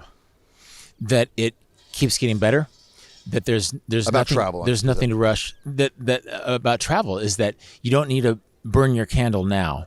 That you can have an amazing experience and it doesn't have to scratch it off your list. That you can go to Paris. You can have an amazing experience. And you can go to Mongolia and it doesn't have to just be, oh, now I don't have to do that anymore. You can come back to a place that basically you can. I'm not saying that you always have to go back to the same places, but that as you get older, travel gets better because you become a more complex, grounded, and let's face it, self-confident person. When I was 26, I'd like to think that I was smart and hopeful, but I just had less life experience. I had less self-confidence, that all these years later, I'm better equipped to be a traveler. And I miss being a traveler in that everything was new. Everything was new. When you're like that young, it's like, what the fuck is this? What's Korean barbecue? And it's straight to your heart. Everything moves your heart. Your first country is just like my wife. What foreignness is. My wife is the same way. That she went to drama school in London, and she had things that happened to her in London in her early 20s that will never happen again because it happened to the young her. Yeah. And there's things that happen to me in Thailand, in Korea, in India that I can't compete with those because I'm an older version of myself. That. He goes, I've been in the Nick Adams stories. He was like, I've been, which is just him, I guess. I've been around the world. I've had beautiful women, wives, and girlfriends, but he's like, nobody compares to that young papusa, his word, of when I was, when we were both 16 in the woods. It was just like, it's like wild. Well, there's a first love aspect to this, that you can retrospectively be annoyed by your first love, but your first love affects you in a way that stays with you, right? Even though you would never make that choice now. Well, your early travels, especially the ones that when you're traveling for yourself with your own money, on your own initiative, that it goes straight to the heart. And it feels like Indonesia, Myanmar, there's places you've been, Thailand maybe, that are special to you because those were your first true vagabonding experiences. Yeah, I don't know if it's like, do I love Myanmar because my first spot or because it's so foreign, so like wildly undiscovered? Yeah. And I don't know. Well, that really shifts you out of your comfort zone too, that I think, and of course, as we all have our travel first loves, Asia will always be my travel first love because I was young when I was there, and maybe Europe would be it if this is where I came. But because I was so obviously not from there, because I was so confused every day, it really forced me to make sense of things. And I don't know, it was fun. I was like, when I was living in Korea, I was stressed out a lot. That's a workaholic place because I was working as an English teacher there. Oh, did you finish? Did you finish one? I think so, buddy. I think so. So this is your new affectation: is rolling your own. I did it just for friends. 25 minutes to roll. This is the longest one it's cigarette. ever taken. I've never. I used to have a table. You are holding a mic and trying to Thank you. think of I interview appreciate questions. So. It's funny, at the Louvre we had See how it smokes. maybe 1,000 people were walking through the camera, and like a few dozen of them decided not to walk through the camera. We've only had one person walk through the camera here. She noticed too. Yeah, and then she felt bad. Oh, that's good. I didn't see her face. Yeah, no, she apologized, but it's like, oh, it's fine. It doesn't matter. Yeah. So how long did it take? In a second. Yeah. How long did it take to write this? 8 months. 8 months. So this. I don't know if I've said this in this podcast yet. I also met my wife during the pandemic. Interesting. And so 2 months in the pandemic, I had a blind date with a woman where we had to stand 10 feet apart. We still didn't know how it was. So it was the fucking weirdest things. Part of it that's going to be part of our history. Yeah. It'll be tough to remember. Like why? Like in the metro, we're like, why are these seats so far apart? I'm like, oh, they took out every other seat. Yeah. And they haven't put them back in yet. Yeah. I haven't been on the metro yet, so I haven't seen that. But areas up, you can't push anybody. It doesn't make me feel like I'm home. Right. No, I haven't, and I'm not super fond of the metro because it's such a good walking city. Paris is such a good walking city. But I'll remember this the rest of my life, that I was a grizzled bachelor going into the pandemic, and then 2 months in, I swiped right on Bumble, which I don't usually do in Kansas, and then I met my soulmate, basically, and then I was instantly... What, Kansas is more of a J-date place? I have a story about J-date in Kansas because I was just curious about what Jewish people are looking for love in Kansas. Yeah. So I went on J-date. I said, I'm not Jewish. I'm not looking for Jewish. I don't want to convert. I just wanted to see who was out there. And it's all like really stressed out university professors at Kansas State University or something. They're just not a big indigenous Jewish. Outside of Kansas City and Wichita, there's not much of a Jewish population there. And so my wife, who had been living in Berlin for a long time, went home to be with her parents during the pandemic. And so at the time I lived next door to my parents. So our first date, I thought it was Ray. Our first date, my parents were there. Our second date, her parents were there. We couldn't touch because of the pandemic. And so it was very Victorian. What's that? It was a death sentence if you got it. Well, at the time, I didn't want to kill my parents. I didn't want to bring some random Bumble match onto my property, introduce them to my parents, and have my parents catch COVID and die. And that's the reason you're going to die. It's just like, it's so much different. In retrospect, it seems silly. Like, I was washing doorknobs. On our first 2 dates, we were washing doorknobs so we wouldn't kill our parents. We were washing groceries. I had to wash my dog down. If someone else pet my dog, I had to go take her straight to the shower and shower myself. In retrospect, it's an absurd thing, but that is the circumstances. It was that then. Under in our minds, it was that. Yeah. God. Yeah, and so basically, I fell in love, and so then my at the time fiance said, "You fired your agent 10 years ago, and you haven't gotten a new one. Like your last 2 books have been unagented." And it's like, yeah. And she's like, "Find a new agent." Rolf, you have the lack of drive of a stand-up comedian. You really do have that lazy spirit of a comic. It took me like 19 years to build a website. No, well, thankfully I had a friend years ago who helped me build a website. My cigarette. I did roll it myself. Right. Nice job. No, but actually I'm also a little bit like, I like to change the subject. I like to wander around and get lost. So I wrote, my 3rd book is about the Ghetto Boys. You know this, right? I wrote a 33 and a third book about the Ghetto Boys. What's 33 and a third? Oh, it's a series of books by Bloomsbury Academic about famous music albums, right? What's 33 and a third besides 1/3? Well, it's the revolutions per minute of a long playing record. 33 and a third revolutions per minute. And so they named this series of music books, but like, I made no money from that book. And actually I wrote a book about the Ghetto Boys. I didn't write a book about like some super popular band from the 90s. It was this obscure Houston. Was it Bushwick Boys? Bushwick Bill. Bill. And this who else? Obscure Willie D, Scarface, who's probably the most famous, and then DJ Ready Red. 2 of those guys are now deceased. Anyway, so I wrote, like, my 3rd book is about a gangster rap album that nobody listened to and was really offensive, but I thought it was interesting because on my first vagabonding trip, I went to Houston not to see the Johnson Space Center, but because I wanted to see Fifth Ward that the Ghetto Boys sang about, right? Okay.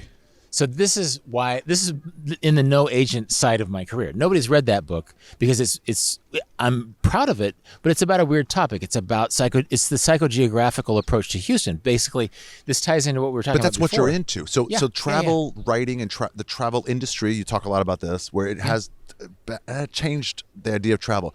It tells you can't go to Houston for that. You have to go for barbecue. Yeah. But it's like, be true to yourself. Like, this is what I'm interested in. So why do these other things? That's why I have a book about a gangster rap group, because when I went to Houston, I was mostly interested in seeing these neighborhoods that they rapped about. And so I went. So I went to those neighborhoods. And it was interesting. And it was interesting going back to those neighborhoods 20 years later and writing and researching the book. Because why shouldn't you go to a part of the town that's called dangerous? I mean, you wouldn't go there in the middle of the night, but you go there. Is it still bad, or go to a barbecue gentrified? Well, no, it's gentrified a little bit, but it's a poor part of town, and poor people have to eat, so you go to a restaurant there. And this is a crazy thing. I don't think it made it into the book. I met dudes on horseback. We were sort of just like black dudes in the neighborhood riding on horseback. They have horse clubs in Houston. In the poorer parts of Houston. Black rodeo people are some of the most interesting. Yeah. And that's part of the culture. So basically, I was able to see a side of Houston because of the Ghetto Boys that nobody ever seeks out unless they're poor people living there, right? And so my point is not to be a voyeur going into the poor part of Houston, but it's like I really wanted to see what it was like in that part of Houston. And okay, but if you're into art and you come to Paris, it's obviously set up for that mostly, right? Yeah. If you're into... I'm trying to think. New York has this. Berlin has it. Berlin has it a lot. There's something. Whatever you're into, there's a scene. Yeah. So there's a ping pong scene in New York. Yeah. And so if you're way into ping pong or jazz, there's ping pong tables about 300 yards that way. Outdoor ones. If you bring your paddles, you can play. Wow. In Luxembourg, near the Luxembourg Gardens. So you did travel in Houston to honor what you're into. I did at the time. Like, I was living in a van. I was 23 years old. It's like, I don't want to go to Johnson Space Center. NASA interests me, but the Ghetto Boys scared me. Like, I would listen to this album, and I really wanted to see what it was like. They were singing about this neighborhood as if it was the land of Mordor or something. It was so over the top, right? Anyway, this is all an illustration of why I'm not a very good professional writer, is that I wrote a book that I made no money on, that's about an obscure Houston gangster rap group that I was interested in when I was 23. But my wife said, why don't you get an agent? Why don't you write a book that is as successful as Vagabonding instead of just writing these weird random books? Like a book, my Souvenir had the same publisher as the Ghetto Boys book. Well, here's the problem with any artist, writers are, it's that you get influenced to do what's, one would get influenced to do what is financially better for you. Yeah. But that's not what you would do artistically. If it was like, there's no money in this, you would do what you're interested in. Right. So way to follow your fucking art, man. Yeah, in a weird way. But then also, I always tell my wife it would have made sense if I would have met her 10 years earlier. Like, I could have gotten married when I was 40 instead of 50. She says it would have been a bad time to meet. But so, yeah, I wrote some weird books. I wrote a comic book. But then I read the Daily Stoic. I realized I got a good agent. And then I realized I've been sitting on these travel quotes. I've been thinking about travel for 25 years. I've written one successful travel book. What if instead of going broad, I go deep, and each day has its own each day of the year has its Daily Stoic style lesson about travel. And so I pitched this book. It sold very quickly. One advantage of selling a book that sells 300,000 copies is that your agent can just go to your publisher and say, by the way, do you want another book by this guy who's thrown 300,000 copies, right? It's way easier to take a chance on that than to take a chance on some guy. So it was easy for me to sell this book because Random House is like, oh yeah, you're right. This has sold a lot of copies. Yeah, we'll give him another book. So then basically I had all these quotes and ideas in my commonplace book, and I spent 8 months. Well, actually, I got married. I said, "Can you let me have a honeymoon?" They said, "Sure." Kiki and I went to Colorado for a honeymoon, and then I came back and started writing. And when she went to Brooklyn to pick up her things, she had an apartment as an actress in Brooklyn. That's where I met her. Yeah, where you met her. I was writing chapters of the book in the pickup while we were driving from Kansas to Brooklyn. Wow. So this book, part of it was written in Colorado, part of it was written in Kansas, part of it was written in Brooklyn, on I-70 in Ohio. Did they give do they give you when you're writing a book, do they give you a deadline and say, we want this many chapters by this? So it's like you have to follow their schedule? Yeah, but it's funny. Writers are so flaky that they sort of give you sort of fake deadlines. It's like, we want this book by October. Well, I wasn't finished with the book by October. It's like, I can maybe get it by November. It's like, yeah, fine. Right. And then in November, I wasn't done. This is November 2021. And they're like, yeah, that's fine. So I handed in the manuscript on December 21st, and they're like, cool. And then basically, the book is coming out in October 2022. They sort of tricked me. They basically gave me a 1 year ahead of publication deadline, knowing that most writers are going to turn them in way late. So I was 2 months late on my deadline, but I was still like 4 months sooner than most writers would do it, because artistic temperaments are not very good with organization. And so my wife will tell you, like, I was writing 7 days a week those last 2 months, but I got it done. I'm happy with the book. And this is my first hardcover book. Like, this is an advanced reader's copy. This is my first book that will be. I got the hook. Ari has the special advanced reader's edition. You will not be getting the copy with this black lettering on top saying advanced uncorrected proofs, not for sale. Not for sale. We'll see about that. October 4th. Right. Sell it on eBay when I get hit by a bus. But yeah, this will be a hardcover book. So this is my first grown-up book. Like, I was a kid. I was barely out of my 20s when Vagabonding came out. I was just happy to have a book. Now, like, they hired an artist to make the cover. The cover. What is this place? It's a fictional place. They basically wanted to create desired. It's like an old 1930s travel poster, but instead of putting a person, it's just like they wanted to create a landscape into which you can dream yourself. This reminds me of two spots in the world. Really? Yeah. Edinburgh, there's a Arthur Seat, Holyrood Park. Arthur Seat is at the top of Holyrood Park. If you go over the backside, there's this old kind of ruins of an outlook post, and you can go see. Oh, that's awesome. Where you would do that down there, and then also maybe Camelback Mountain or somewhere in near Phoenix. Okay. There's like one of these like stone structures, and you can just sit out there and smoke a J and just like be still enough where the squirrels or chipmunks will come right up to you. Okay. Because like you haven't moved in too long. Right. Yeah, both those places more Edinburgh because of the green. Well, that means it's working because we made it intentionally non-specific, because you could put a picture of the Eiffel Tower on it, but it's like, well, it's a book about. Basically, we designed the cover, and they actually hired a British artist to make this cover. Unlike Vagabonding, which is like a picture of me on a $5 camera that somebody had taken, one of my friends had taken when I was walking through the desert. And so we decided to create a cover that would make people dream themselves into this landscape, so that ideally when someone's reading this book, they might be reading about a Japanese traveler from 800 years ago, or Thomas Swick, who wrote a book 10 years ago, but they're thinking about their own travels. And that's why Vagabonding was successful, I think, because people read Vagabonding, and I talk about my own experiences, but they dream their own experiences. Same with this book, that hopefully when people read this book, they'll think, yeah, this could be me. Yeah, this may have been a traveler who lived 500 years ago, and he was feeling nervous about going to Jerusalem out of the city of and I feel nervous about this, but travelers have always felt that way. It's relatable, yeah. It's about the human experience of what it's like to leave home. There's a theory I made for stand-up where instead of going like, hey, men do this, just go, I do this, and then the men can relate. Yeah. But you're not alienating the women, because some women also relate.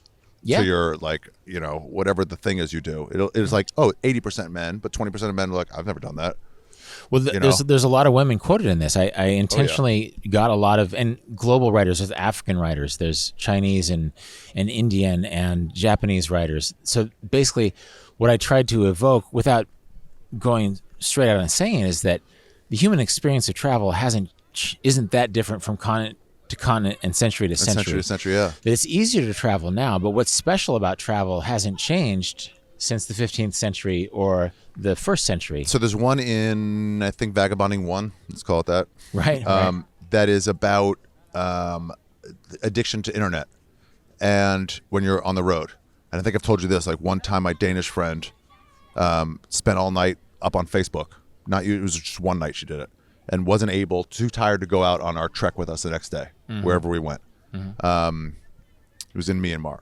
And it's like, hey, and she's like, and for what? To check in on shit, like dumb shit from back home. It wasn't like I was doing business or anything like that. It was just an addiction.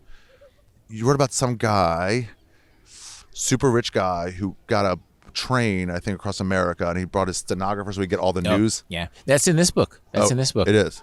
Yeah, it's in the other one too. I think it's J.P. Morgan. J.P. Morgan. Yeah. And he this was more than 100 years ago. So he got like a teletype machine. He could do cablegrams from his train car in Egypt. He went to Egypt, and his companions were like, What the hell is wrong with JP? He's just in his train car sending telegrams all the time. On the internet all day. He was keeping up with his stocks.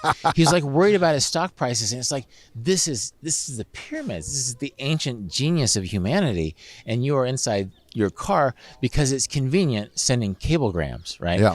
And so that's why I have my phone in my pocket right now. And actually I don't have my data plan. So here. smart. Because it only works with Wi-Fi. I put mine on. I was like, oh, let me make sure I have whatever. I called whatever, and I was like, what a mistake. Yeah. Because now I can go on and check instead of like, oh, I'm in a cafe. Let me see if I can get on the Wi-Fi and return something real quick. But in between, I can't, and then I'll just have to figure it out. I fucked up. The only time it was good is when I was down to like 1% battery 2 days ago, and I'm like, shut up. I just got to find a metro station and figure it out. Yeah. But that's also, your head is down so much when you have your phone. When your head is up, suddenly it's like, are they rock and roll dancing in that square? Is this guy painting a picture? What is that? That suddenly we're so used to seeing the world through this screen that you're not seeing the world that's right in front of your eyes, right? I do a thing where I'll just check a YouTube upload. I'm like, let me see if it's doing like with views and stuff, just to see what the numbers are like. And I was gonna see what last week's podcast was, and it was in my flat. And I went to look, and I stopped myself. There's only a few moments where I win, I'm like, what am I doing? This doesn't matter. It's going as it's going. And I just slammed it and just went out and went to a cafe. Yeah. But like, what do you like?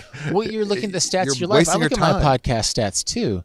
But at home, in fucking an hour outside of Wichita, fine. What else is going on? The grass is going to grow regardless if we watch it or not. No, but one great thing about having my first date with my wife on my own deck is that we can go out to that deck and there's a beautiful view, and we can just sort of breathe in the moment.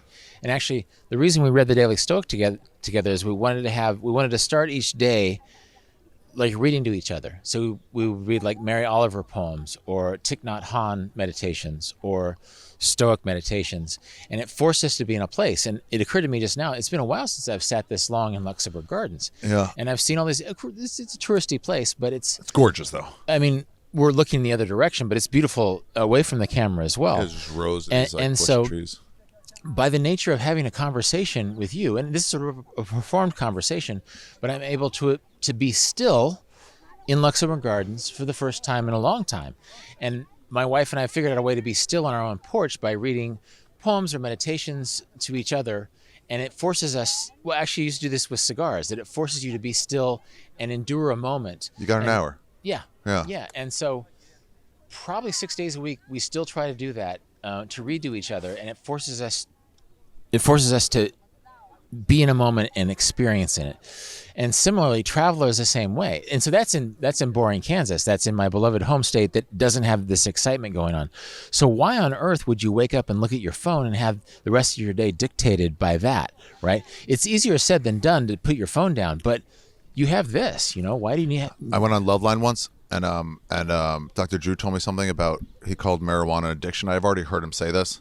And I was like, hey, I got to stop you. Because I've heard talk about that. And he goes, oh, okay. He goes, sure. He goes, you're friends with Joe Rogan, right? And I'm like, yeah. And he goes, so listen, Rogan and you, Ari, I'm sure you can like smoke weed and write a new bit or go out and do your chores. Because there's a lot of people who can't smoke weed and then stay in their apartment all day, don't do anything, play video games, and like their day passed them by when they wanted to do something. Right. He goes, that's the addiction, when it's getting in the way of your life. And this cell phone addiction, that's what it is. It's like, I know that I'm only in Paris for 2 weeks, 13 days. And at every moment I'm on this dumb thing, right, unless it's straight for work where I can justify it, it's an addiction taking you out of it. It's not helping you, it's hurting you. And it's an addiction which previous generations of travelers were not tempted by. J.P. Morgan was the patient zero of this. He was rich enough to put a telegraph in his train car in Egypt, and it ruined his trip. Yeah. People with him were like, this dumbass didn't see any of Egypt because he was worried about the same shit as at home. Actually, this came up recently. I have sort of a weed-specific thing in vagabonding where it's like weed is like TV. You can do it, but you don't need to do it. You don't need to enhance every experience. I've recently felt a little bit bad about this. It felt like that was sort of a pushback against the baby boomer travelers who came before me when I wrote the book. And they're like, dude, well, I wanted to push back against that and say, you don't need, you're in Thailand, you're in New Zealand. You don't need to smoke weed to enhance this moment. So I have that. It doesn't say don't smoke weed, but it says you don't have to smoke weed. You're not in Dayton, Ohio. And so I'm glad you brought that up. Like I started writing an essay. You told me some good advice of like, I gave you a chapter and you're like, oh, half of these are like essays. Yeah. Like take this out. And he goes, but you're like, you're like, don't lose it. Yeah. It's a good essay. Yeah. Embellish that. And then you have an essay separate from your story. Right. And so I was writing up this essay of worst travelers and Chinese, number one. And then I was writing, I was like, that's not to say I have met two different Chinese persons, and one was in Pai, these two Chinese guys away from their group. You'll rarely find them. Got me high, and we talked about what parental expectations in China and felt like that's that. interesting. So it's like, if I'm seeking out weed, it takes me out of the thing. If it's like comes up, sure, it's cool, man. Yeah. If you're in Amsterdam, like absolutely go into a coffee shop. That's a good point. No, it's almost like it's like a cell phone in that you have dumb habits at home with your cell phone. You're watching the same dumb Instagram accounts. Why should you look up Instagram in Paris? If you smoke weed because you hate your job and you're bored in Ohio or Texas, why would you do it because you're not bored here? Right. And so maybe if it catches you by surprise, if there's this cool Chinese vagabonder who comes and says, let's smoke a joint and talk about life, then that is a better opportunity than using it as the crutch, right? And I'm not saying that this is not exclusive to weed and smartphones. It is any habit that you bring with yourself that is getting in the way of the raw vulnerability of travel. Right. That you're throwing a joint or a cell phone screen between these new experiences that you could be having, right? Yeah, you'll see like some chuds like going like, hey, we're all going to go smoke weed. I'm like, I'm in the middle of a conversation. And I've done it where I'm like, oh, let me make sure I smoke. Right. But it's like, no, you fucked up. But other times, like I'm bored, like you want to smoke weed? Like, sure. And it goes back, yeah. How old were you when you started smoking weed? Late college, and then like only a couple times, and then like once I became a comic. I had a lot of friends in junior high who smoked weed, which is when I sort of decided that I wasn't going to do it because I didn't want to be like those guys. But then I think a lot of people start smoking weed so young that it's like their TV or it's like their smartphone, that they very unimaginatively do it. They do it because they're bored. Yeah. Yeah, so it was interesting to hear you say the Dr. Drew thing, because a part of me feels bad, now that weed is legal, but I think it still can be a traveler's crutch in the same way that a smartphone is a traveler's crutch, or the desire to have an ice cream cone or a pizza when you're in a country that doesn't really make ice cream or pizza, I just stopped. I was getting ready for my special. I just stopped smoking weed for about 6 weeks. Okay. Because I was coming home in Jacksonville, back to my apartment and or my Airbnb I was staying in, and I was gonna Jacksonville, smoke. Florida is where you filmed it. No. Okay. I was just getting ready, and it was one of the weeks I had on the road. No. Underrated town, though. The beach there is nice. But I was like, I know what's going to happen. I'm going to smoke weed. I'm going to watch Family Guy. And I have to go over my notes. I have to go over this and like say what's like extra and what's not. And I won't do it if I get high. So I was like, oh, I'm not going to get high tonight. And then I was like, what am I doing? This is too important. I got to not smoke weed until I'm done with this special. Well, good for you. Yeah. When does your special come out? Before this comes out, I think, or right around when it comes out. Okay. Ari Shaffir Jew, guys, watch it now. It's Ari available Shaffir on Jew. smartphones, computers, and television sets. Yeah. On platforms everywhere. On platforms, yeah. And then I'm going to try and talk you into doing an event with me and KGB in New York on November 14th. I'm going to do it with or without you. I'm going to do it. But if I'm there, I'll do it. Join me. Yeah, you absolutely. So you wrote this book. Maybe by that time you will finish the book. I will. Right? You will have found the quote where I love it, dude. You. It's really interesting, and it's also really good right before bed reading. Yeah. Well, it's really dense. Again, Vagabond, you can blow through in an afternoon. You would be cheating yourself by blowing through this in an afternoon, but it is written in stoner-sized chunks. Yeah. You ever do this thing where you're like reading a book and you get to a chapter and you leap ahead to see how many pages it is? You're like, oh, I don't have 29 pages in me right now. Right. This is one page. Yeah. No, I do that with Kindle sometimes. It's like, I have 15 minutes left in this, or 15 is it minutes or pages? Anyway, Pages, yeah. it's just like, nah, where this is, there's one page, one day to think, oop, are they closing down? They're closing down the park. Well, I guess there goes our Luxembourg. What time is it? It must be, the clock is ringing, the police are going to kick us out of the, yeah. I mean, do they know we're filming a United States podcast? No, All right. It's the podcast police. No, it's 9 o'clock and they're telling us to leave. It's 9 o'clock? Yeah. God, it stays light out here. Yeah. Right? Okay. I want to talk a little bit about, we can go to a cafe, about the coming home and how little everyone cares, because I've started a podcast called You Be Trippin' that you will do. Oh, is that the name of the podcast? You Be Trippin', yeah. I'm standing up out of the frame of the camera. Just I want the cops to know that we do mean to leave. You got to like make efforts and like. Right. No one gives a fuck about your travels. You wrote about it in Vagabonding. I'm assuming you're going to write about it here. Oh, when you come home and nobody gives a shit. Home, yeah. Yeah. I care still, and I want to hear people's travel stories. Okay. So that's what it is. That's because you're a traveler. Maybe. You know? No one gives a shit, and I give a shit, and you can talk to me. I'm not going to change the subject, talk about work shit. Yeah. People who haven't done it don't get it, and so that's why they're bad to bring it up with. But, yeah, I mean, I think the question, like, for our travel conversation, this podcast is when it's already 9 o'clock, when do we end? Because what can you not talk about? Like, we've barely talked about 3 countries right now. Should I stop this? No, keep it going. Actually, this is off. No fucking way. Well, I got your shot. So it's just going to be me?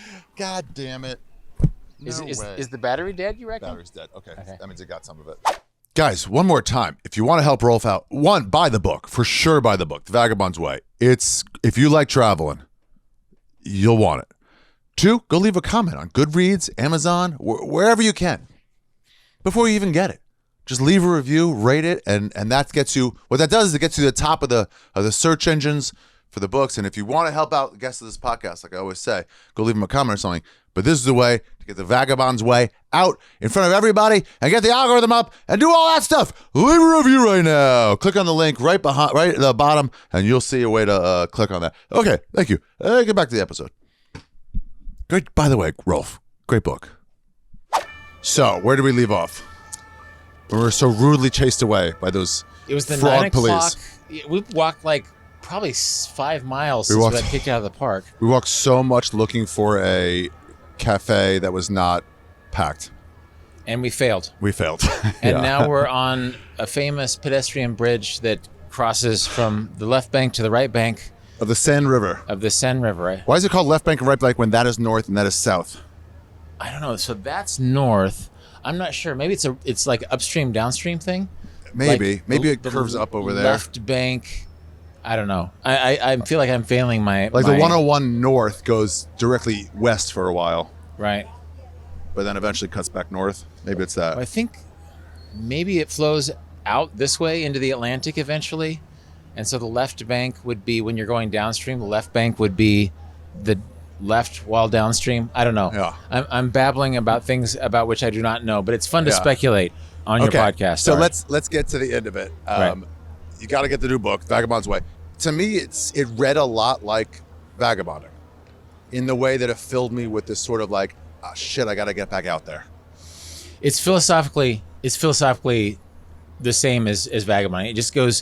It goes deeper in different ways. You know, it takes 365 little themes and meditations about travel, and it goes deep with them. What are the sections? They're split up into 2-month sections. January, February is preparing. Yeah, inspiration and planning. Getting started on the road. Then part of the long haul. Actually, it's funny. I've sort of said that I didn't. Tim Ferriss told me not to write Vagabonding too, and I thought, okay, that makes sense. Then I wrote this, but it has a lot of parallels to Vagabonding.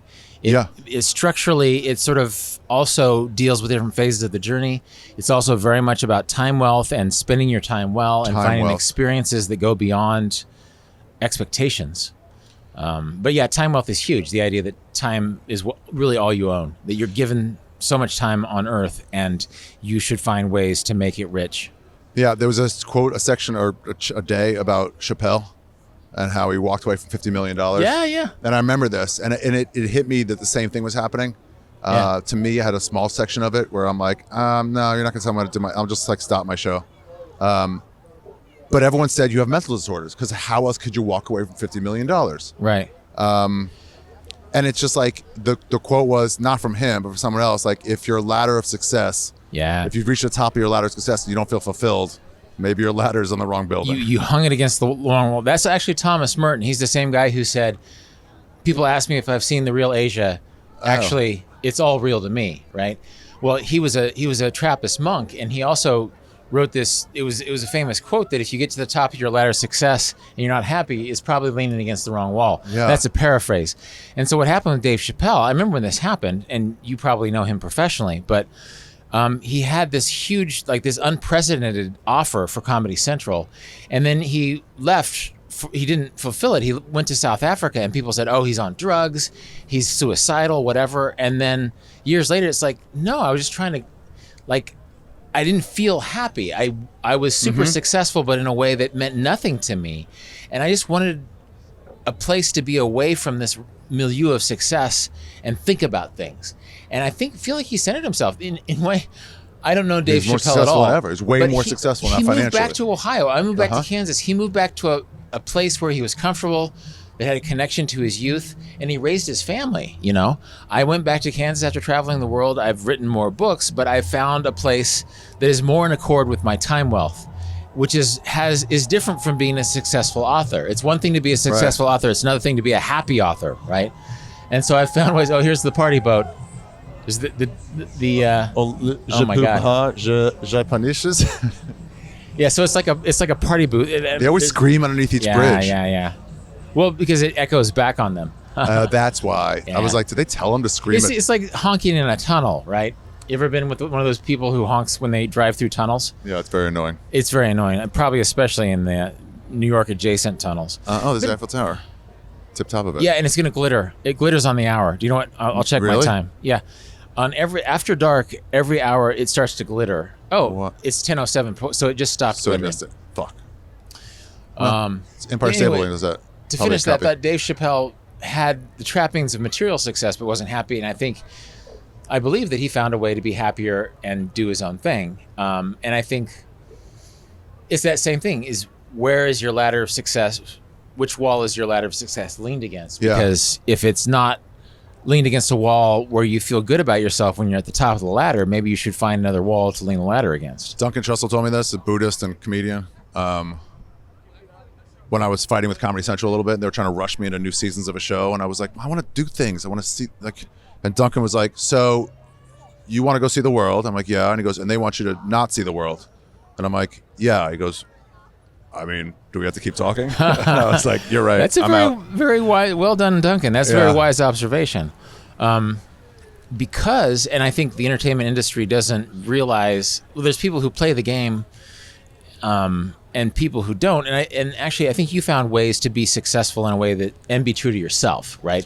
That this podcast being one of them, you know, having sort of connecting with your fans in a very specific way meant that you didn't have to be beholden to whatever Comedy Central wants you to do. There's also, like, I had this yesterday. I have a clarity. I don't know if you get this when you're traveling. Just maybe it's because you're away from all the noise of home, the drama, the politics, the news. But, like, I'll just have moments of clarity when I'm gone. And one of them 2 days ago was like, I'm trying to plan this, like, I want to tour Europe, but it's been a while, but also I'm so far behind in touring America and all the spots I want to do there. And there's more money to be made in America. And then it hit me like, I'm going to Europe in April. I'll still make more money than I made when I was 5 years into comedy. Like, what am I even talking about? I'm going to go see Europe again. I'm going to Finland for the first time. Like, why would I not? That's a good thing to keep in perspective. You know, I think that there's we both sort of have artistic pursuits that are rewarded by certain types of public exposure and financial reward.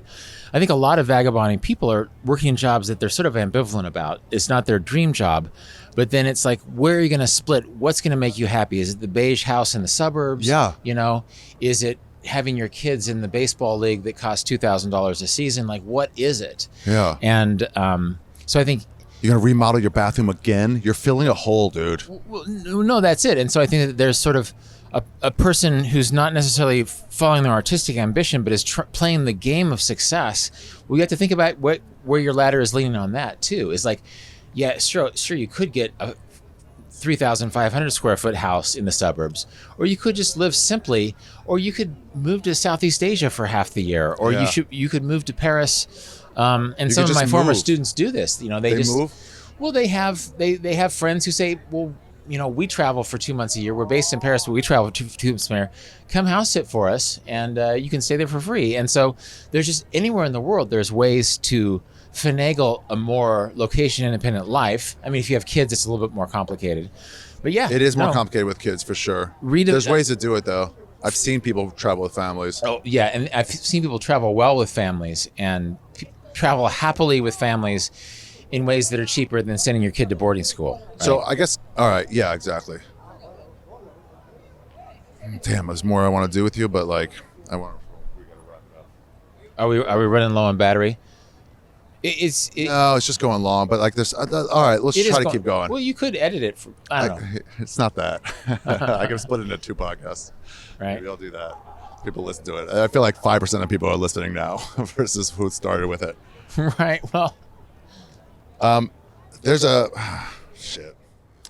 I want you to describe this. There's a feeling of freedom that I've not been able to describe to people that comes with, that I found later, a complete lack of responsibility that you get when you're traveling, where I don't have to go anywhere. I don't have to see anything. I'm free to go and do whatever I want. So like, it's this feeling. I don't know. Do you know what I'm talking about? I do. And it dovetails with like the vulnerability and the willingness to not plan that we're talking about. Because it's one thing to wake up in a city like Paris and have 10 things on your to-do list. It's another thing to wake up, go down, drink a coffee, and just sort of let the day happen. Yeah. And realize that I can do whatever the hell I want. Like, nobody here knows me. I could talk to this pretty girl, or I could go to this rock concert. And I think you feel it strongly when you're in your early days as a traveler, like in your youngest days as a traveler. But I often find myself trying to recreate that, where it's just like, I want to have that day that is special and nothing counts. And because nothing counts, anything can happen. You can go and do whatever. Money's never bought me that. I guess enough money that I could like not have to come back to a job has bought me that, but it's not that much. Use what money you have to buy yourself the time freedom to do what you love. Yeah. And maybe it's not travel, obviously. Maybe some people don't love it. Some people like don't care about it. Yeah. Some people don't care about the outdoors, and some people do. But man, it's just great when you have nowhere to go. It happens after like a week or two usually. Yeah. Well, your initial anxieties wear off, and pretty soon you are fully present and you realize you can do anything. Yeah. Anyway, I love it. I got to figure out a way to really describe it to people. Right.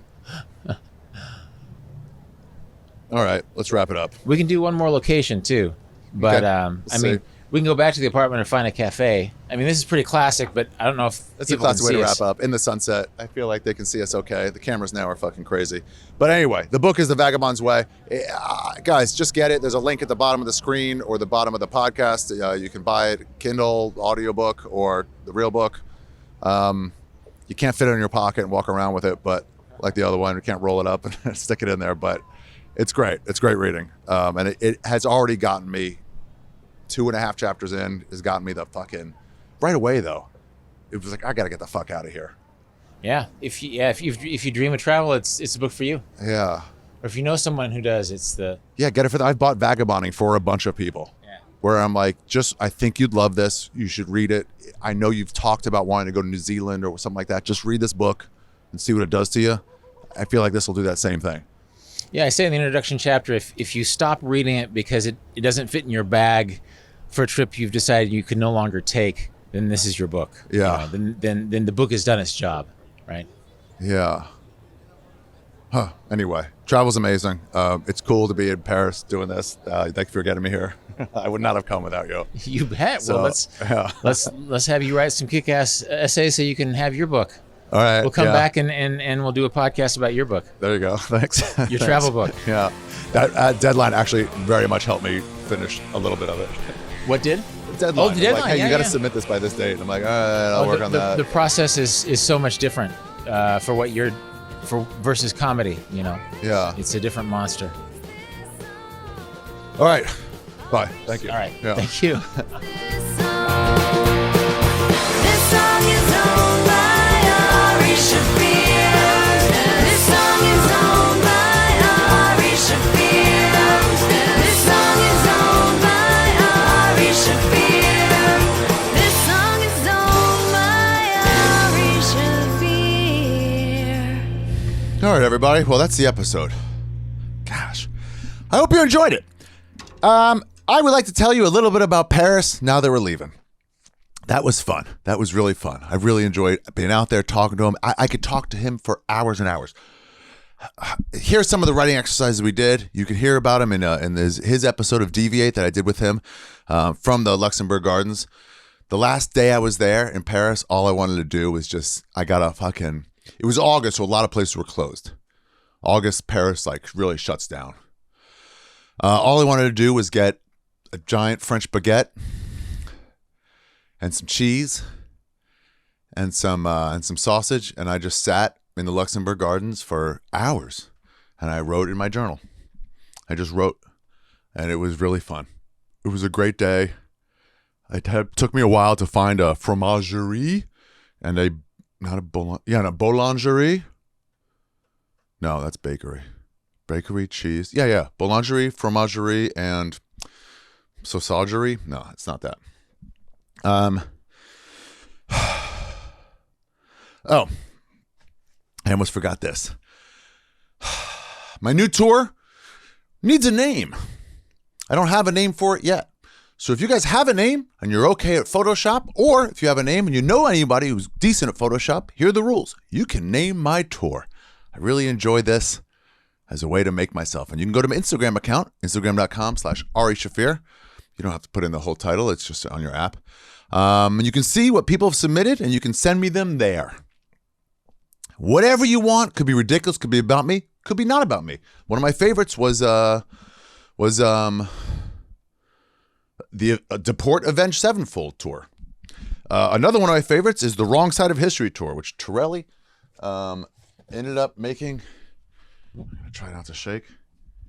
Into this, because I said, and it's just me, the Wrong Side of History is just me as one of the members of Pol Pot beating a baby to death against a tree at the killing fields. Fuck. Torelli.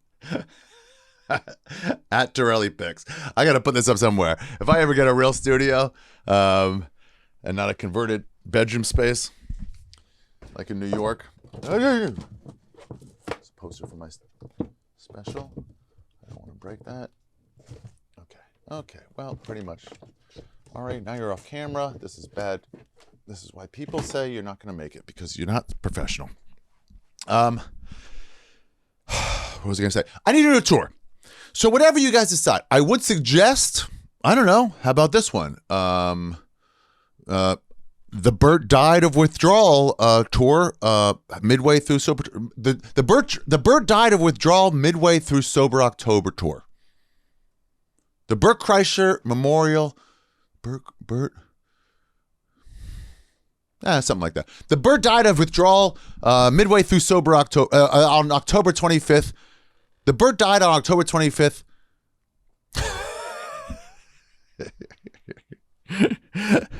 From Withdrawal tour.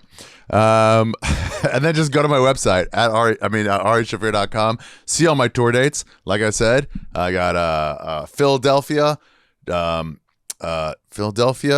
Portland, Dallas, Salt Lake City, Tampa. That might be it. And then put those dates on there. Make them really loud and proud so people can see the dates and do whatever wild stuff you want. Although, Instagram has given me some rules. Nothing about Hitler. They don't have a sense of humor about it. I do. I'm a son of a Holocaust survivor. Instagram has less of a sense of humor. I believe the only way to take back power for things like that is to joke about it. is to not make it too sacrimonious. Instagram says, as a child of a Holocaust survivor, that I'm handling it wrong.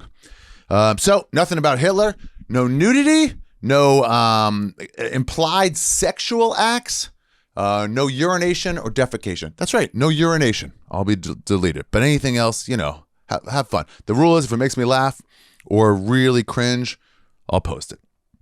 So here's what I did in Paris. I walked around, took that class, had a great time. Oh, let me read you the quote. I came across this on the plane back from, I think, Missoula, Montana. June 3rd. I am June 3rd.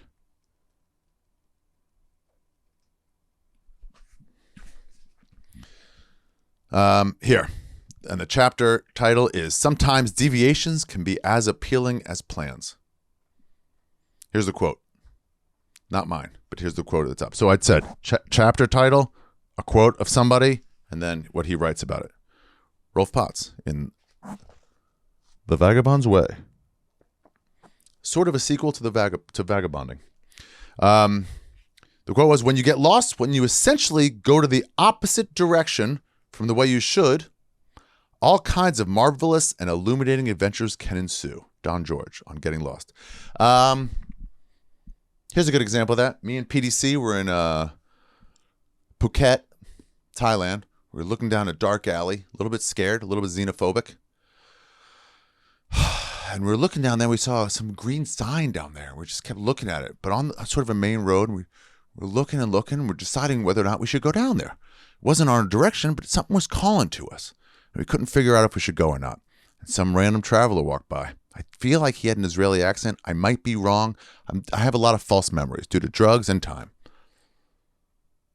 And he said, as he passed, some random stranger goes, you only regret the places you don't go. And then he walked on. Me and Pete looked at each other. He's like, you're right, dude. And we went down there. And there was nothing there. But I'm not going to regret it. It was just like a bike shop or something. And we walked back, but we weren't left wondering what could we have done. Anyway, so he has this whole story about Chef Shawan. Chef Shawan, by the way, I have a whole episode of my new travel podcast, You Be Trippin', about Chef Shawan Morocco. Every episode will be a new place. You can subscribe right now on Spotify, Apple Podcasts, Google Podcasts, wherever you find podcasts, except video. I'll figure that out. But it probably is going to be Ari Shaffir YouTube. So subscribe right now. Here we go. I made it a letter to Chef. Well, I made it a letter to Chef Shawan, but its lovely blue alleyways and peaceful travelers' tea houses didn't compare with the heady, chaotic buzz I'd felt while accidentally wandering the market alleyways of Tetuan. As the comedian Ari Shaffir pointed out in a 2017 interview, travelers need not worry about ending up in the wrong place by mistake. And then this is my quote. You're already where you're supposed to be, which is somewhere in this new place, he said. There's no getting lost because you're already there. I think I thought of that when I was in Myanmar in what city? Oops, the flag's not there. I think it was in Lake. And we're leaving, headed up actually to go on quite an adventure in Shah State where foreigners are not allowed at all. This is something I would talk about in You Be Trippin'. I will also be interviewed in You Be Trippin'. I got to find different people to interview me about places I've been. It'll be covered there, but no one's listening to the outro anyway, so may as well just double it up by saying it here. We were headed up.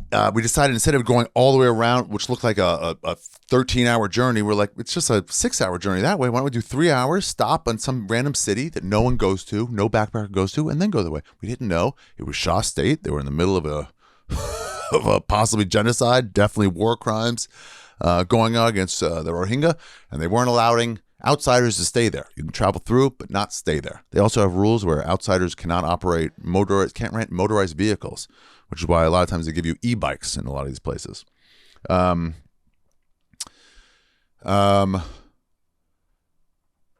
Anyway, that's where we went. And then an adventure ensued for sure. We got escorted by the army. We were like close to an army base, and they're like, what are you doing here? We're like, we're just hanging out. Like, why are you taking pictures of this statue? We're like, I don't know, it's a statue. Like, let me see the pictures. I mean, dudes with fucking machine guns just come out of an army base. Like, you're not supposed to be here. Like, okay. I mean, it got scary, dude. And it's like, where's your passport? And we're like, it's back where we're staying. He goes, let's go. And they fucking marched us back there. We were all like looking at each other like, this is bad. And then they were just like, don't leave this place. I think we got our hotel owner in trouble because they weren't supposed to have us there. They were really, as I'm looking back, that guy was definitely murdered because of us. But we did play a nice fun soccer ball game right outside there, and it was a really great time. And I got food poisoning and shuddered and shivered all night long while I shat diarrhea and threw up into a shit squat toilet. One of the most disgusting experiences of my life. But before we got on that bus, some tourist showed up from his hostel and said, where's the bus to wherever? And they go, it left 45 minutes ago. And he goes, what do you mean? It's supposed to leave in 15 minutes. It's supposed to leave at 10. And they go, oh, no, it left at 9. And he goes, it's supposed to leave at 10. And they go, well, it left at 9. He goes, well, what the fuck? I'm already checked out of my hostel. And these locals in Myanmar, these Burmese people were like, well, I don't know what to tell you, sir. And he's like, I already checked out. And they're like, we don't work at your hostel. That's not our problem. Filed under, not my problem. And he was just livid. And we were all just sitting there watching him, waiting for our bus, which was going to be, in the end, I think an hour and a half late. And I just remember thinking like, dude, you're in Inle Lake, Myanmar. Where are you going? Where the fuck are you going, dude? You're already here. Go back to your hostel, rent a bicycle, bike around the lake. You're in a magical, adventurous place. Get off your fucking decisions that this was the way it's supposed to be and just go have a magical adventure. You're already there. I was talking to my friend last night about Myanmar. She's like, I think she said I'm the only other one that's been there from all her traveler friends. She went in 2014, even before me. God, that place was magic. Subscribe to You Be Trippin'. Subscribe to youtube.com/Ari Shaffir. I'll see you at the KGB bar November 14th. If you're in New York with Rolf Potts, get your book ahead of time, dude, and have him sign it. It's one of the coolest things in the world is have someone sign something. I just saw the Heavy at Mercury Lounge, this band I heard on the radio, randomly checked their website, went to see them at Mercury Lounge. They killed. And then afterwards, they had vinyl for sale. Sure. And then they moved up. I mean, they're too big stars to like be signed. I mean, they're just on their way up for sure. Great music. And she was like a boy and a girl and two other people. But the boy and the girl were there. And she's like, do you want me to sign the record? I was like, yes, I want you to sign the record. That's so cool. I was nervous to talk to her. She's such a star. Anyway, here's something fun I did in Paris my last few days. It was my friend Garrett. He has a travel thing. He was traveling all around Ireland and everywhere. He also went to Morocco. Garrett's thing was getting stickers to put on his giant water bottle. My thing is fridge magnets. I like to get a fridge magnet from any country. It's a way of getting out in the world. What Rolf calls psychogeography, getting out there. Where's my fridge magnet? Is it over here? Is the one I got over here? It is.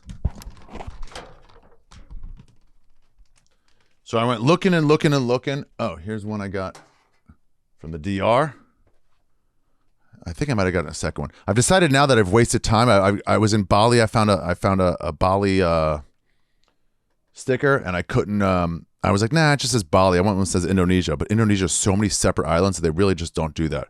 So now what I do is if I find one that's decent, I just get it. It's $2, it's $3. Then if I get a better one, I'll just get a better one. I think this Dominican Republic, was like a first choice one, and not what I settled on. But I went all over Paris looking for, a lot of them were the Eiffel Tower, but I hadn't really been to the Eiffel Tower. I didn't stand nearby it. I didn't even see the twinkle at sunset like Rolf was talking about. Went by it on the hour a lot. Never saw it. But I was like, what is my experience in France? What is it? And we walked up and down the Seine River, me and Garrett, waiting to do our final like thing right by the Seine. These like pits where everybody dances, like tango and just dances, I guess. We met up, we all drank wine and cheese and just like got drunk. We got drunk a lot after class, all the other travelers. I was thinking like, no, I'm going to be studying and working hard. But then you meet all these travelers, dude. And like all they wanted to do was just talk to them about travel, about stuff. That's why I did that podcast with Zylea. Zane, I did a podcast. I would have, if I had 3 weeks there, I would have done a podcast with every single one of these motherfuckers.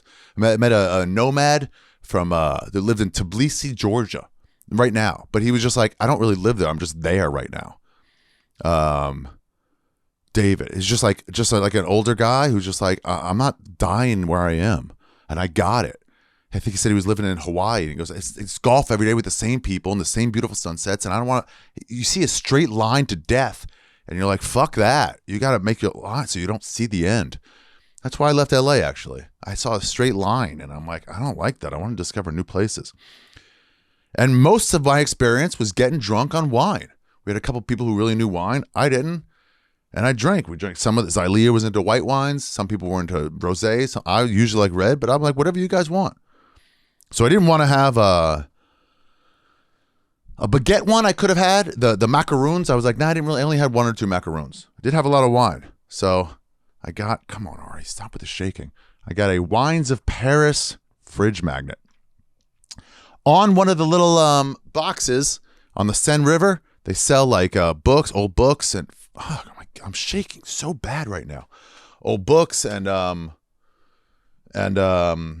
sorts of stuff, maps and weird stuff. And I went and I was like, I saw a bunch of records. And I was like, let me get an import. I'm going to get an import record.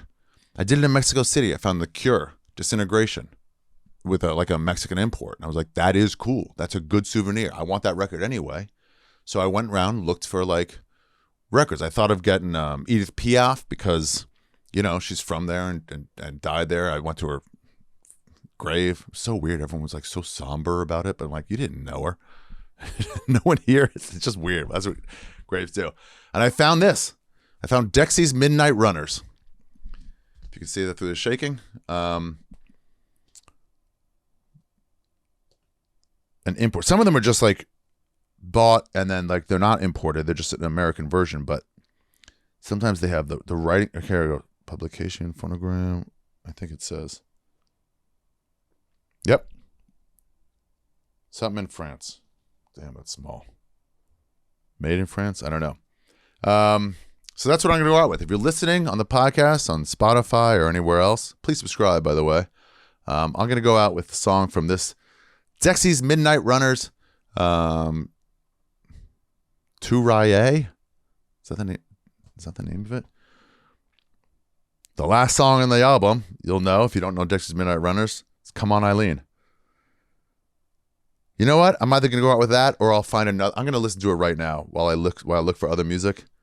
I'll see if there's a better song on this that might be cooler. But guys, that's it. That's the episode. I hope you enjoyed it. And like I said, that's one for sure to watch on YouTube if you're thinking of one.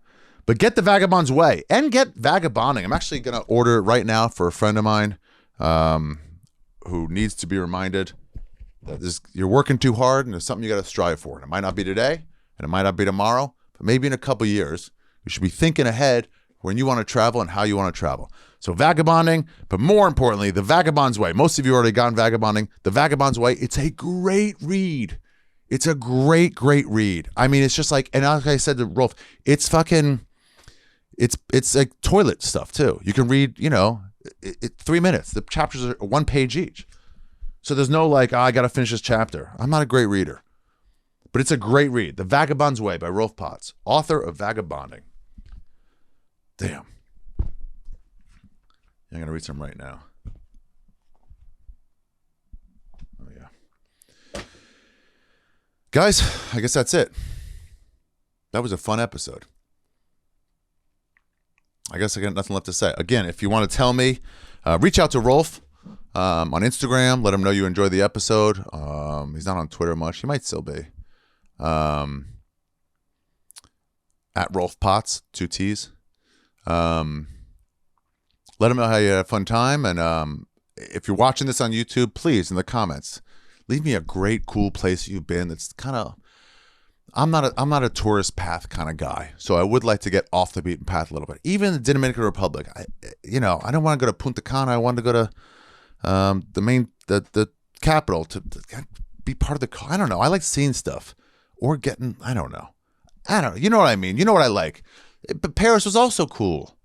So I don't even know what I'm talking about. But guys, leave me a comment. Tell me a fun place you've been. I'm thinking Laos. I don't know why Laos is now suddenly in my head. Or the Philippines. Japan. Where can I go from Dallas? I might leave straight from Dallas on November 5th. Wouldn't that be cool? Straight from the road to some place for 2-3 weeks. Maybe turn my phone off. And just get gone. It's exciting, dude. All right. Ladies and gentlemen, that's the episode. Ari Shaffir, Skeptic Tank, episode 486, I think. The Vagabond's Way. Live from all the fuck over Paris. What should I take down? I'm going to put this up right now. The Beatles, Rattle and Hum,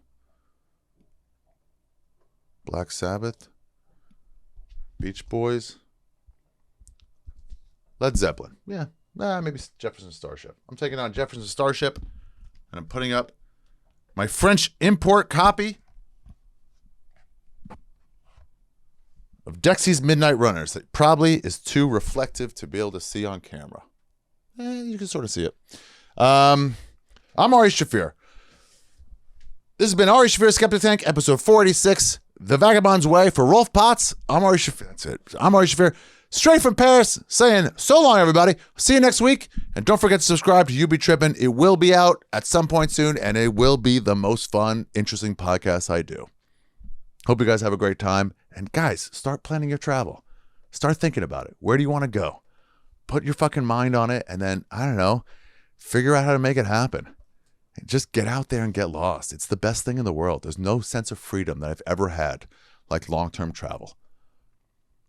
After about 2 weeks, you feel untethered to where you were, and then you're just floating.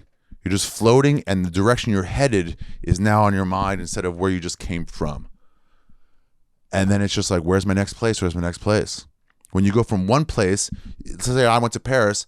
Okay, I came from America to Paris. I'm going back to America. If I went to Paris and then to Norway, like Rolf did in the Faroe Islands, now you're coming from a place you're also not from. And then when you get to a third place, you're like, now you have no sense of where you are, and it's just free. And you can go anywhere the fuck you want. You can do anything. At the drop of a hat, you can go, I want to go there. I don't fully have that freedom, but I want it back. Anyway, start planning your travel. I'll talk to you later. I'm Ari Shaffir. Enjoy. Bye-bye, everybody.